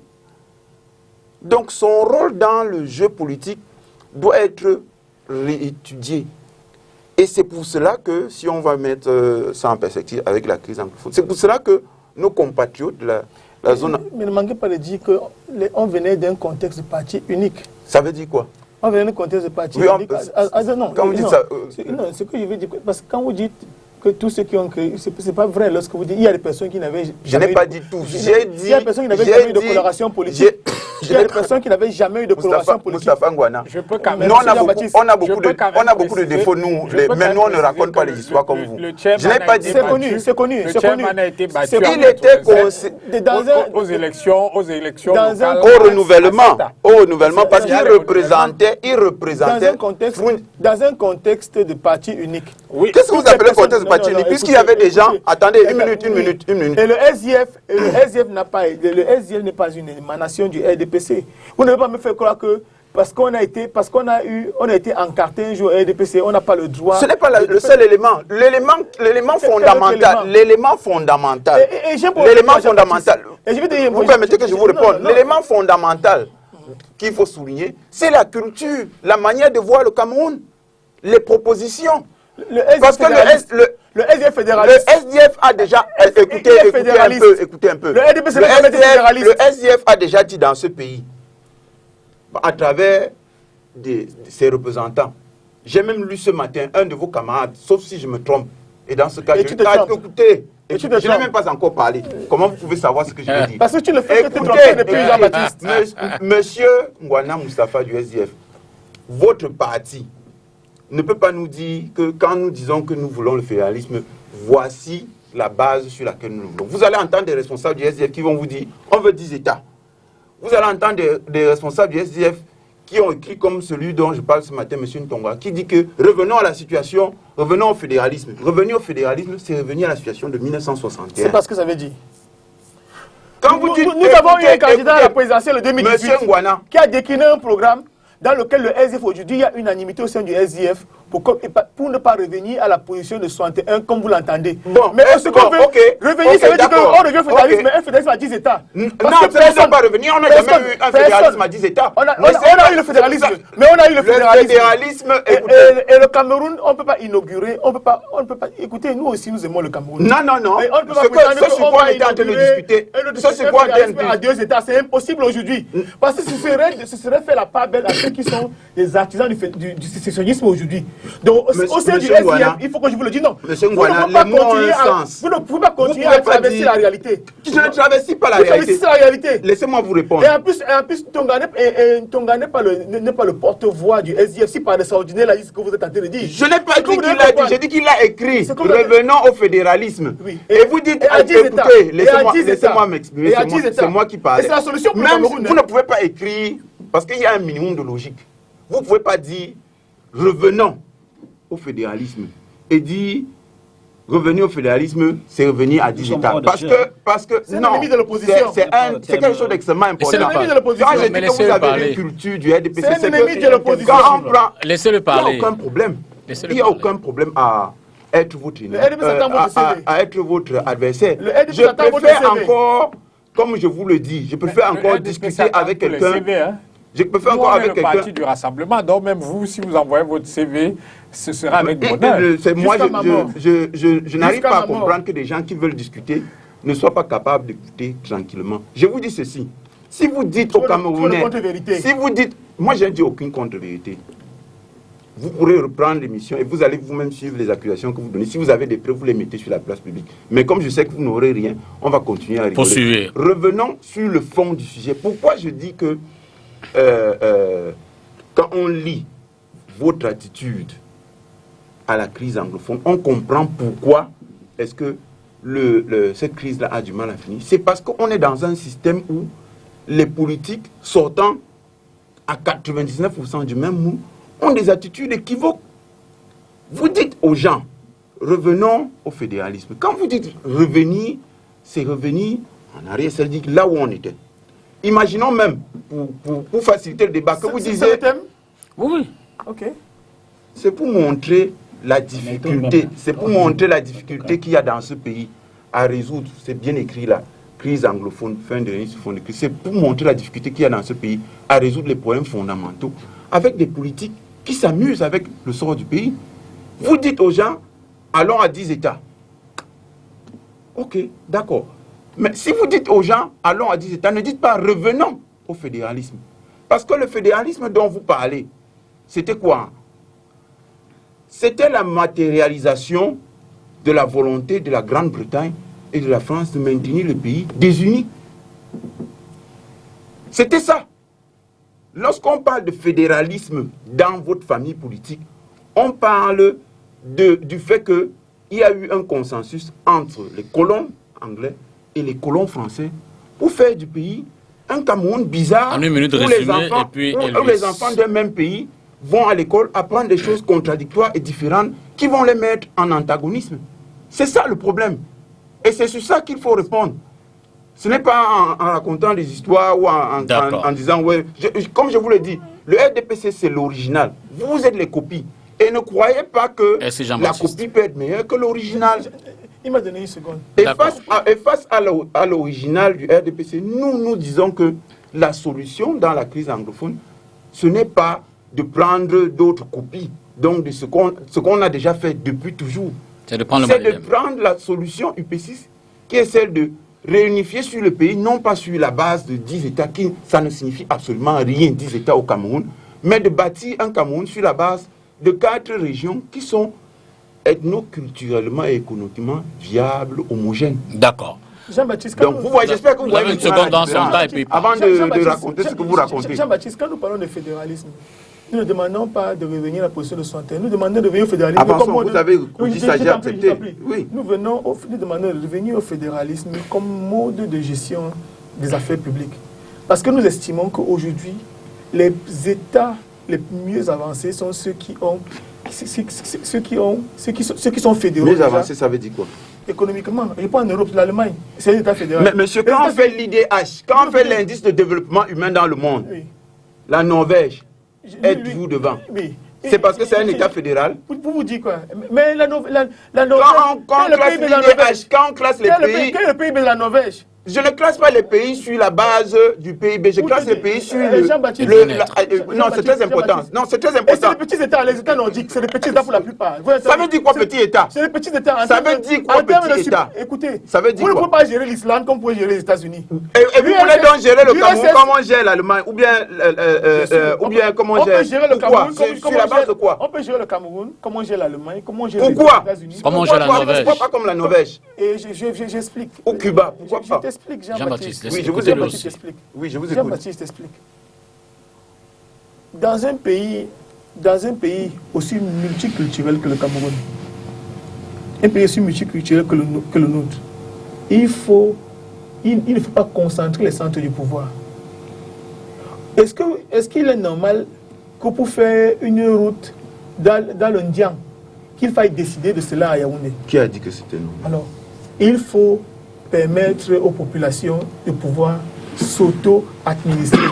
Et malheureusement, nous sommes tous d'accord. Il n'y a aucun pays du monde où les populations s'auto-administrent. Il faut arrêter d'enfumer les gens. Ça n'existe pas un pays où les gens s'auto-administrent. Nous sommes tous d'accord aujourd'hui que la décentralisation, la déconcentration qui ont eu cours jusqu'à présent au Cameroun n'ont pas produit de résultats. Non, M. Ngouana, ce que je veux, vous avez dit que vous avez 10 États. Vous voulez 10 États sur la base de quoi? 10 États là, c'est sur la base de quoi? Sur la base des 10 régions existantes aujourd'hui. Pourquoi? Puisque les 10 régions là, c'est le RDPC qui les a créées comme ça. par pure fantaisie. Nous vous disons que le pays que vous prétendez être culturellement divers n'est pas... Mais Jean-Baptiste... Nous héritons de quelle histoire? Mais Jean-Baptiste... cette division-là. Nous ne sommes pas d'accord avec cette division-là. C'est vous qui voulez les 10 États du RDPC. Jean-Baptiste... Comment vous pouvez dire... Vous dites que vous voulez dire 10 États comme 10 régions du RDPC. Nous vous disons que ça n'a aucun sens de faire 10 régions au Cameroun. Et le RDPC a fait ça par pure fantaisie, ou pour affaiblir les blocs qu'Aïdjo avait créés. Puisque la région du Nord, c'était un seul bloc. Nous le savons tous. Non, vous ne pouvez pas dire que vous le savez. Vous ne pouvez pas le dire. Nous le savons aussi. Nous le savons aussi, monsieur. Nous le savons aussi. Vous ne pouvez pas dire en même temps. Mais seulement aujourd'hui, vous êtes contre la politique du RDPC et la base de votre réflexion. La meilleure forme du gouvernement. La base de votre réflexion, c'est les 10 États du RDPC. Jean-Baptiste, mais vous parlez de l'IDH. L'IDH doit être un meilleur indicateur. Mais sur le fédéralisme, l'IDH était bien meilleur que dans l'État unitaire et même dans l'État dont on a enlevé. Bah, allons-y donc sur cette base-là. D'accord. Je vais vous donner un chiffre qui m'est resté en tête pendant des années. Lorsque Aïdjo quitte le pouvoir en 1983, il accorde une interview à Cameroun Tribune. 82. En juillet 82, quelque chose comme ça. Il accorde une interview à Cameroun Tribune. Il dit que la scolarisation des enfants du Nord, la région du Nord, c'est-à-dire la Damawa, le Nord actuel et l'extrême Nord, c'est 4% pour ce qui concerne l'enseignement secondaire. Voilà ce que vous appelez un pays qui réussit d'un point de vue socio-économique. 4%. Pendant 25 ans, quelqu'un réussit à faire... C'est-à-dire que sur 100 enfants qui naissent dans tout, plus de la moitié du pays, il n'y en a que 4 qui arrivent au seuil de la 6e. Donc quand vous voulez parler des réalités socio-économiques du pays, on peut organiser un débat sérieux et honnête. Et non pas les histoires qu'on raconte au quartier, où vous allez entendre des gens qui vous disent « Aïdjo gérait mieux, c'était bon, on avait de meilleurs résultats socio-économiques. » Tout ça, c'est des fadaises. Ce sont des mensonges avec lesquels les partis qui sont issus du RDPC ont construit des légendes et qui ont fait attirer des gens. D'accord. Fa n'a pas encore parlé sur la question. Si vous voulez qu'on discute sérieusement des résultats socio-économiques que vous avez eus pendant que vous étiez avec l'équipe Aïdjo, avec l'équipe BIA, et pourquoi est-ce que c'était comme ça à cette époque et pourquoi c'est comme ça maintenant, on peut discuter sérieusement. Là, les vraies choses vont commencer, pas les histoires de quand on a envoyé son CV. Je parle des choses sérieuses. Ça revient. Hein? Non, mais c'est très important parce que je vous donne un chiffre, 4%. Et vous trouvez que ça, c'est une performance. C'est pas le fédéralisme. Hein? Et ça, c'était pas sur le fédéralisme. Je vous parle de 60 à 82, monsieur. Cela veut dire que le pouvoir que vous prétendez avoir réussi. Ça veut dire que si la situation est comme ça en 82, monsieur, réfléchissez 2 minutes. Si la situation est comme ça en 82, ça veut dire qu'en 72, c'était pire. Réfléchissez avant de contester. Fa Elvis. Yeah, I have listened to the panelists talk, but I know that we have a problem somewhere. When you see a party confused in ideology, it means that the party has every reason to remain where they are. Parce qu'avec le temps, s'il y a un parti politique qui n'évolue pas, c'est à cause de leur stratégie inutile dans ce pays. Parce que quand le temps change, il faut changer aussi des idées politiques. Il faut même marcher sur... Moi, ça m'étonne. Quand on parle de choses sur le plateau, il y a des problèmes de... je vois mon frère Jean-Baptiste, son parti, c'est des partis panafricains ou quoi là? Non, pas panafricain, panafricaniste. Non, panafricaniste. Yes, voilà. It's different. Oui, panafricaniste, je vois. Yes. Mais quand on parle des affaires de gouvernance, ça sort d'où? C'est une idée qui vient d'ailleurs. Quand on parle de démocratie, ce n'est pas démocratie en Afrique. Système de gouvernance en Afrique, c'est qu'on appelle le royaume d'affaires de chefferie et tout ça. Bon, quand on prend certaines choses qui viennent d'ailleurs, à travers la colonisation, ça veut dire qu'on doit faire un peu de ce qu'on appelle modification au niveau de nos systèmes. Parce que la manière que mon frère ici parle, c'est comme s'il va rester dans son coin et changer des choses, alors que le temps passe, il y a des évolutions au niveau de gestion de pays. Ça veut dire que c'est là où je dis que je comprends pourquoi certains partis restent là où ils sont des années et des années, alors que d'autres partis évolue. Comme On passe de là. Comme le manuel. So, comme le manuel. Comme le Quel parti manuel. évolue? C'est un parti Le manuel dans un inexistant. petit coin Non, là. attends, vous évoluez, Qui c'est veut ça? faire, va le faire avec les moi, partis qui ont fait Non, moi je croyais que tu voulais des dire efforts que... au Sénégal. Bon, laisse ça à côté. Vous n'avez jamais rien fait. Let me Ah come non, back là to c'est autre Peter. chose. Now, Je voulais juste comprendre. let me come back to the Moussa, issue. pas- Écoutons. If we talk now on the Je issue ne savais pas of, que c'était ça l'évolution. I hear them talk about federalism. Bon pied la and route, Moustapha. what did we say? In our own party, we said, when whosoever gets to power, the people will decide the system of governance. I have the impression we are taking the second step before the first. Alors quand on parle de non, c'est système, il faut deux, il faut trois, il faut cinq. Vous voyez? Bon, on reste toujours là. Première chose que je devrais dire à mon frère panafricanisme, oui, j'accepte. De ton côté, ton parti c'est pourquoi? C'est pour le Vous acceptez panafricanisme. comment? Vous êtes All right. Macron, vous acceptez So, what am I saying? Ça veut dire que, à la manière qu'il présentait, Macron. à la ils manière, sont macronistes. à la manière qu'il présentait Vous êtes macroniste, vous dites que vous êtes panafricaniste. appelle-moi comme vous voulez, je n'ai pas de problème. Mais il y a quelque chose qui est très très important. Au niveau de crise anglophone, première chose, c'est de comprendre les histoires de ce pays. J'espère que tu connais, même Docteur Rufus, il connaît ce qui se passe, ce qui a passé. Bon, le problème c'est quoi? As we move ahead, the one thing is very sure. We have said at the level of the CRM that what is important is to get a change of government. Because one of the problems that is putting us where we are, people suffering, people striking in our Comdeu, the war in the Northwest and the Southwest, is because of the bad system of governance. That one is clear. And we said in our own memorandum, or in our own organigram, that we will talk on the form of the state in terms of what kind of federation you would like when there is already new leadership and the people will now decide based on what they want to get. Now, that one is that one. If we go across what we're talking about, we understand that with the ongoing crisis in the regions, one thing is for sure, I don't know whether Manadem is a cousin to CPDM, but let me just put it one corner. No? One thing is for sure that when we take at the level of the crisis, what becomes a par exemple, tu étais au problem, ministre. what Comment tu peux becomes dire a que... problem, laisse-moi parler, mon ami. Non, Laisse, on va développer. tu as demandé si on est des cousins. Je te dis Toi-même, non. tu es au milieu, Toi, tu balances à gauche, à droite. Le RDPC est même un peu mieux parce que quand même, ils ont leur droit là, parce qu'ils font leur rôle en tant que parti de Donc, toi, un ancien ministre, gouvernance. tu peux dire, Mais toi, tu peux dire que moi, je balance à droite. À ce moment. All right, let me move ahead, Jupiter. If you look at the system of governance, where I say that Dr. Rufus and his party are the ones putting us where we are, we're talking about the Anglophone crisis, which is even now in a war. Because when the Minister of Defense moves to the Northwest with tankers, we are now at war. Now, we realize that where do they contradict themselves? That the Minister of Defense, who is working for your party, and surely a member of your party, surely, I say surely, will move on one hand and says they have changed military tactic, meaning that those who are opposing the state, of course, looking for secession, will get it hot in terms of artillery as we find them moving in. While another government official moves in the Southwest and tells you they are preaching peace. Now look at the contradiction in the government that is confused. What are we saying here? We are simply saying that for the ongoing crisis, I remember at the start of this program, I gave a little bit of lecture on diplomacy, and the Manadem man came and was giving his own grammar at one corner. Now, in a case under international politics, at a period where a government or a sovereign state with a government can no longer at a point in time control the affairs in terms of political upheavals that leads to deaths and other acts of crimes against humanity, the third party is forced to come in.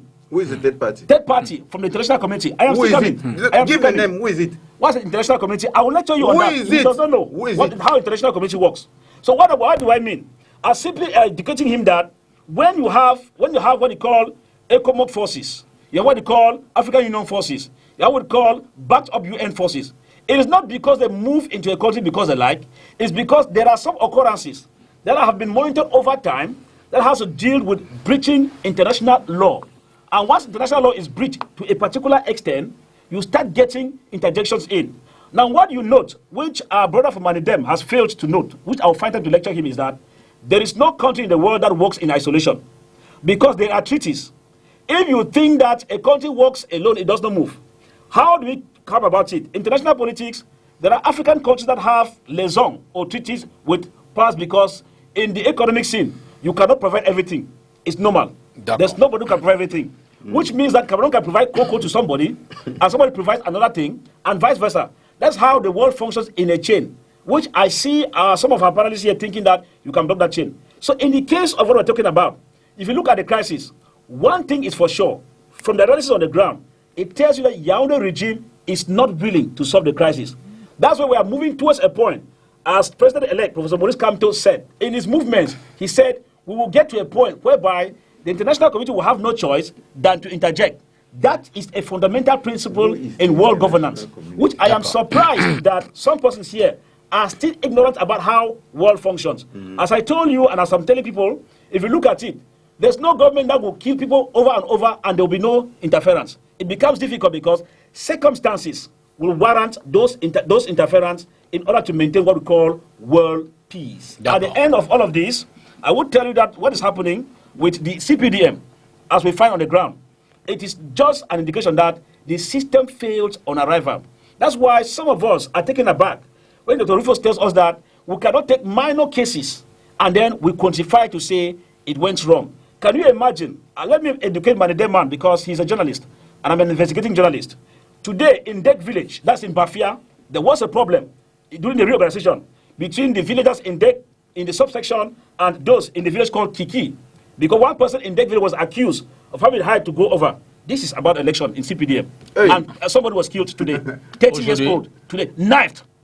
À quelle heure? Knifed today in the afternoon. Bon. I'm talking about that's Mafia. I'm saying it here because dans tous les cas, I tell you as a certified journalist. Non, je suis d'accord avec vous. I'm very okay. Que nous sommes sur une antenne. If we are on the platform here, I will not come here to say. Nous n'avons pas encore matérialisé. Permettez,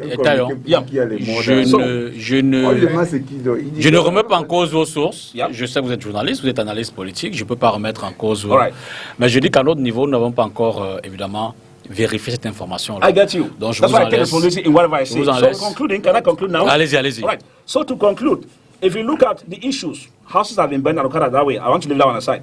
Now, if you look at the issue in Marwa, you see what transpired. Meme 1A, what transpired. That is in the southwest.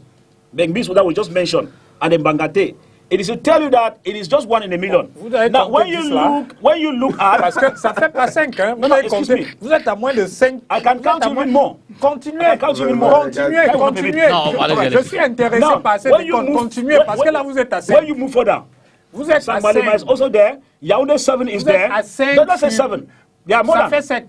You have Yaoundé 7 also. Oui, vous êtes we have Malema. Ça fait 8. Douala 2e. No, Douala 2 is there. Non, Douala 2 n'en fait pas partie. And in Douala 5, there's somebody who was caught on camera. Vous êtes à 7. Filling ballot boxes. Vous êtes à 7 sur 11 600. Now, let me move ahead. Can I move ahead? Now, let me move ahead. If you look at the scenario with what the CPDM does, it tells you that from the onset, CPDM itself, if like what Barrister was saying a short while ago, that if you can have these regularities in CPDM amongst themselves and fight, it is to tell you what transpires when it comes to national elections manned by them with all the prerogatives around them. Now, in a nutshell, with all what we're experiencing, one thing is for sure, that it tells you that it's a party that has only what we call winning in their agenda and not failure. Because amongst them, Peter, while we take another direction, look at all those who manned the elections in the other areas. I would tell you, as Dr. Rufus understands, that most of the persons who came in to wear the shoes are people who have what it takes to unseat those who don't have. For example, many mayors have taken position as section presidents, many parliamentarians have taken position as section presidents, and many other high-profile elites from Yaoundé have taken center stage. Why is this rush? It's to tell you that they are forcing themselves in the Kanka system they put in place, Kangaroo system, because they envisage that in the next elections, they'll be able to call the shots and maintain their hegemony and their old gangs around the corner. Alors, simple. Patrick Rifoué, évidemment, vous dites que pour le RDPC, vous avez appelé de remous de faible amplitude. Je vous le concède, c'est votre lecture, les autres en ont une autre. On a parlé de la situation dans les zones de crise de façon générale, parce qu'il y a également l'extrême nord, on aurait pu ajouter à cela. Est-ce que, justement, cette période difficile n'est pas symptomatique d'une étape quand même délicate après 40 ans de règne du président de la République, où beaucoup semblent apercevoir une fin de règne? Est-ce que ce ne sont pas les prémices, justement, qui donne l'impression qu'il y a progressivement une forme de relâchement, une forme de mainmise qui se dessert dans la gouvernance, la gestion des affaires publiques, un regard qui n'est plus aussi pointu lorsque le régime était encore tout frais sur ses deux pieds dans sa jeunesse. Bon, écoutez, la première chose, c'est que pour ceux qui ont souvent suivi les opérations de renouvellement au sein du RDPC, les tensions n'ont jamais été absentes. Hein. Il y en a toujours eu. Elles sont peut-être marginales, mais ça n'existe pas. En 2011 aussi, on a eu un certain nombre de points chauds. Donc, il y a là rien d'inédit. Ça, c'est la première chose. On ne peut pas éviter les élections chaudes au RDPC. Bah, on ne peut pas. J'entends par chaude, je veux dire, j'entends par chaude ici, pas des empoignades, pas forcément des, je vous en prie. Pour le moment, nous, on n'a pas. J'entends par chaude, pas seulement des empoignades, véritablement sur le champ politique, mais je vois bien que ça déborde sur les questions d'ordre public, avec des routes qui sont barrées. Je ne vais pas rappeler tout ce qu'on a observé là à la maison d'un sous-préfet. Mais je dis, pour ce qui est de la maison du sous-préfet, il faut laisser les enquêtes se faire. Non, non, au point on n'accuse pas. Voilà, au point où nous en sommes, il vaut mieux. Une seconde. Vous ne pouvez pas le dire. Vous ne pouvez pas l'affirmer, maître. C'est pour Béra Djiboulé que vous pouvez affiner. Écoutez-moi une minute. Patrick, oui. On n'accuse pas systématiquement sous réserve des enquêtes, mais on constate au moins que c'est dans un environnement de renouvellement des organes. Oui, mais le contexte ne fait pas l'explication. Il n'y a pas de causalité là. C'est-à-dire qu'il faut qu'il y ait un lien et que ce lien soit matérialisé. Maître Ngouana, qui me semble être un excellent avocat, je suis surpris que sur ce plateau, il se permette d'accuser de manière aussi légère le RDPC. Moi, je l'ai connu plus prudent que ça. Donc, pour Djiboulé, vous avez vu, pour Djiboulé, vous avez la preuve qu'il s'agit du militant du SDF. J'ai indiqué tout à l'heure que la faction de Ngouassiri accusait la faction du SDF et que moi, je ne peux pas me permettre de reprendre à mon compte ces accusations. Je ne peux pas. Revenons à la question. Voilà. Donc, c'est ce que j'ai indiqué. J'ai indiqué que moi, dans mon cas, je ne peux pas me permettre de reprendre ces accusations, qui sont les accusations de la faction Ngouassiri. Allez-y. Donc, maintenant, la première chose, j'ai entendu Fa Elvis avoir de la peine à citer 10 points chauds. Bon, moi, j'ai fait le décompte. Nous en avons 13. Je vous aide donc. Mais vous étiez incapable d'en citer 10. Et c'est 10 sur 11 631. Je donne 15 maintenant. Allez-y, vous allez y aller. Je vais vous donner la parole. Vous allez donner 15. C'est 10, même si c'est 15, c'est sur 11 631 pour 31 élections. Donc, pour qu'on soit 1% là, 15, vous n'y serez pas encore. Revenez dans la question. Donc, ce que je veux dire, c'est que pour le moment, il n'y a rien de nouveau sous le soleil. Les débordements, il y en a eu au RDPC. Maintenant, les partis comme le MRC, vous savez, ils n'ont jamais renouvelé leurs organes de base. Chez eux, Camtonum et déplace tout le monde. Oui. Je rappelle que vous existez depuis 2012. Nous, on a renouvelé nos bureaux d'organes de base 2 fois dans l'intervalle. Vous attendez encore les nominations de Camto. Pour la simple et bonne raison que le MRC, s'il vous plaît, le MRC n'est même pas présent ici à Yingui. Yingui, cette loi-là continue. Vous n'y êtes pas. Nous, on est capable d'organiser 11 000 élections sur toute l'étendue du territoire et dans la diaspora. C'est la preuve que nous avons un maillage territorial que nous avons encore renforcé au passage de ces élections. Je note que certains de vos camarades sont en train de rejoindre le pain sardine. Hein. J'ai vu Armand Noutak qui est devenu le neuf de Samuel Eto'o et qui reçoit d'ailleurs une volée de bois vert de ses anciens camarades pour s'être affiché avec Samuel Eto'o. Maintenant, pour revenir à l'essentiel, pour revenir à l'essentiel, ça se voit à vos résultats. Pour revenir à l'essentiel, donc pour ce qui est de ces élections, oui, il y a quelques débordements, mais il faut les remettre dans le contexte. Ça n'a absolument rien à voir avec la situation globale du pays. Il peut y avoir eu quelques débordements comme ce qu'on a vu à Konyambeta, mais c'est quelques débordements minimes. Moustapha. que 2 ou 3, je n'ai pas terminé, que 2 ou 3 militants manifestent bruyamment et se retrouvent sur la voie publique, bah, les gendarmes sont allés discuter avec eux la dernière ligne et droite. les ont ramenés à la raison. Maintenant, pour ce qui est de la situation dans les régions anglophones, bah, de mon point de vue, il y a plutôt une synergie d'action entre la présence du Premier ministre et celle du ministre de la Défense. L'État doit avancer dans ces régions en crise avec ses 2 pieds. Le premier pilier, c'est la main tendue. Le second pilier, c'est l'obligation de protection qu'il a vis-à-vis des populations de ces régions-là. Il faut rappeler à ceux qui nous écoutent ici que les principales victimes des miliciens sécessionnistes, ce sont ces populations-là. Ce sont ces populations-là dont les femmes sont victimes de viols. Ce sont les enfants de ces populations-là qui ne peuvent pas aller à l'école aujourd'hui à cause du lockdown. Vous me laissez Ça veut dire quoi, dialoguer? Vous me laissez avancer, maître.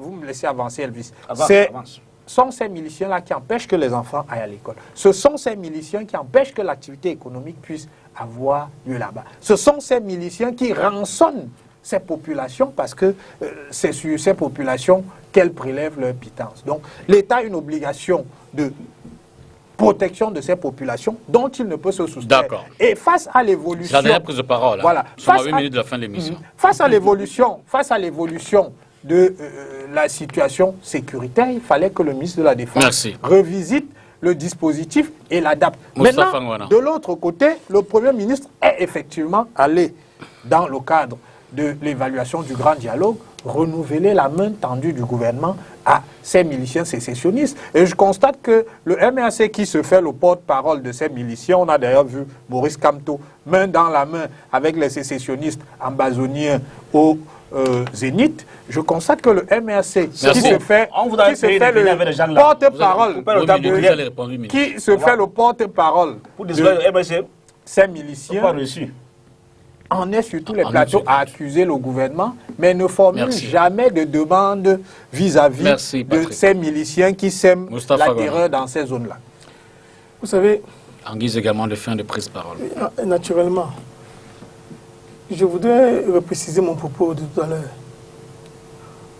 Le fédéralisme qui est aujourd'hui revendiqué par le SDF et une frange même de la population anglophone ne consiste pas à revenir à la position d'avant, à la position de 61.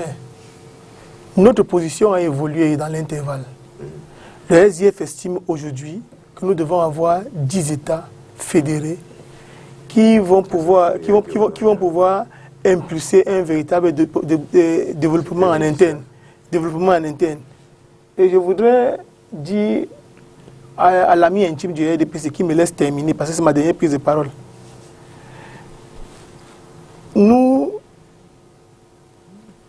constatons, nous le regretter, parce que tout à l'heure, on a évoqué la crise. Une des raisons qui empêche, par exemple, à notre armée de pouvoir gagner la crise anglophone, de pouvoir gagner la bataille de terrain, c'est le sous-développement. Le sous-développement qui empêche à nos forces de défense de pouvoir pénétrer aisément les territoires. Vous allez dans les Bialem, vous prenez la même route pour entrer, la même route pour sortir. Vous allez dans le Ndiang, il n'y a pas de route bitumée. Je suis allé aux obsèques du père de notre premier vice-président. Il est obligé de les organiser à Kumba. Il n'a pas pu aller dans le Ndiang, qui est pourtant la région pétrolifère de notre pays. On s'est battu. Bakassi dépend du Ndiang. Donc, quand on parle d'ambiance de fin de règne, la fin de règne, c'est malheureusement également les métastases du sous-développement qui ont été instillées par le RDPC. Je l'ai dit et je le maintiens, nous sommes au bout du bout. Tout ce que nous observons, nous sommes au bout du bout. Tout ce que nous observons là aujourd'hui, c'est la preuve que la fin n'est plus très loin. Le navire du régime, monsieur. Et si vous n'avez pas suivi le thème de l'émission, la fin du régime. Oui. Non, vous savez. Vous savez. C'est la fin du régime. Vous savez. Moi, je ne savais pas. Vous savez, Jean-Baptiste, avec qui j'ai fait mes humanités, que je connais très bien, a été un militant dévoyé du RDPC. Donc, je ne suis pas surpris par les positions qui sont celles de Jean-Baptiste Ketchaten. Nous sommes en fin de tu vas répondre, Jean-Baptiste. En 30 secondes, parce qu'il ne reste plus que 4 minutes et 2 parties ne sont pas encore parlé. Nous sommes dans une ambiance de fin. Nous sommes dans une ambiance de fin de règne. On est au bout du bout. Et c'est normal que les gens soient en train de préparer le grand soir. Ils préparent la fin.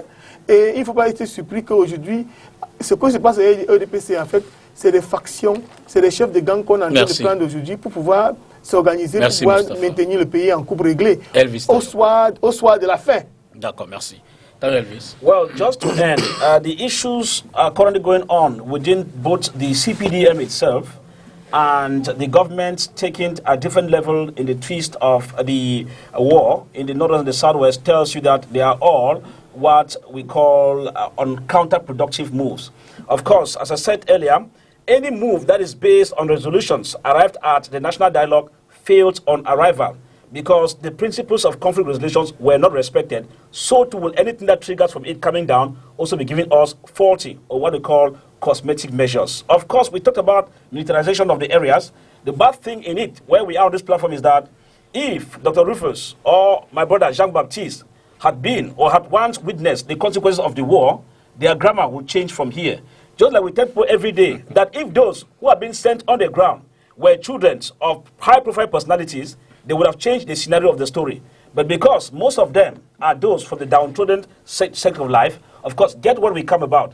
Of course, when you see our violent soldiers being killed, you get young boys being shot up and down, dead bodies in these areas become a normal thing. But then, when we clamor for, as we have been saying no to the war in these areas, to some persons on the platform, comfortable in Douala, they think that it is blowing grammar. But Chibo Nagi said clearly that when you fight in the guerrilla warfare, you won't succeed because they tried in Vietnam, they withdrew from Afghanistan, and we think that it is time for us to send a message through Dr. Rufus to his party hierarchy to understand that if they don't involve dialogue, I'm surprised when Jean-Baptiste asks, what dialogue are we talking about? Merci. The ignorance of dialogue continues to rage in this part of the country because they don't know what dialogue is all about. Merci. Je réponds directement à monsieur du MRC.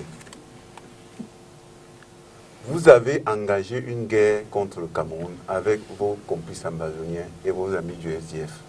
Cette guerre-là, c'est une guerre contre le Cameroun et vous allez la perdre. Il faut que ce soit clair.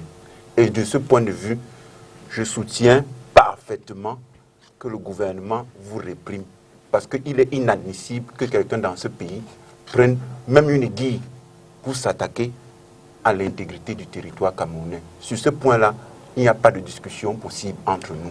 Je vous le dis clairement, parce que vous parlez du dialogue. Il faut quand même... Sur ce point-là, soyez clair. Je vous dis ceci, vous êtes d'accord avec les Amazoniens. Jean-Baptiste, une seconde. Oui. Il faut quand même recadrer. Non, il faut que les choses soient claires. Parce que Une seconde. Sur ce point-là, je suis clair et archi clair. Jean-Baptiste, monsieur, je considère et je le répète. il faut quand même que j'apporte un recadrage. Oui. Le MRC était clair définitivement sur la question séparatiste. Ils ne sont pas pour. Ils ne sont pas pour. J'écoute aussi les informations du MRC. Je dis ceci. Vous dites, vous avez dit, écoutez, vous avez parlé, j'ai écouté, j'ai pris des notes. Nous sommes en fin d'émission. Laissez-moi donc finir. Laissez-moi donc finir. On pourra poursuivre plus tard. Sur le point qui concerne la situation du nord-ouest et du sud-ouest, notre position est claire. Tous ceux qui ont pris des armes dans le nord-ouest et le sud-ouest, que ce soit pour piller, que ce soit pour faire n'importe quoi, pour diviser, qu'ils déposent leurs armes, point à la ligne. Merci Jean-Baptiste. C'est clair. Merci Jean-Baptiste, merci Maître Moustapha Angwana, Faël Vistayon, docteur Ifoé. Merci. Laissez-moi conclure. Vous deux. Laissez-moi conclure. C'est très différent. Fin de l'émission. Générique de fin. Merci. À mardi prochain.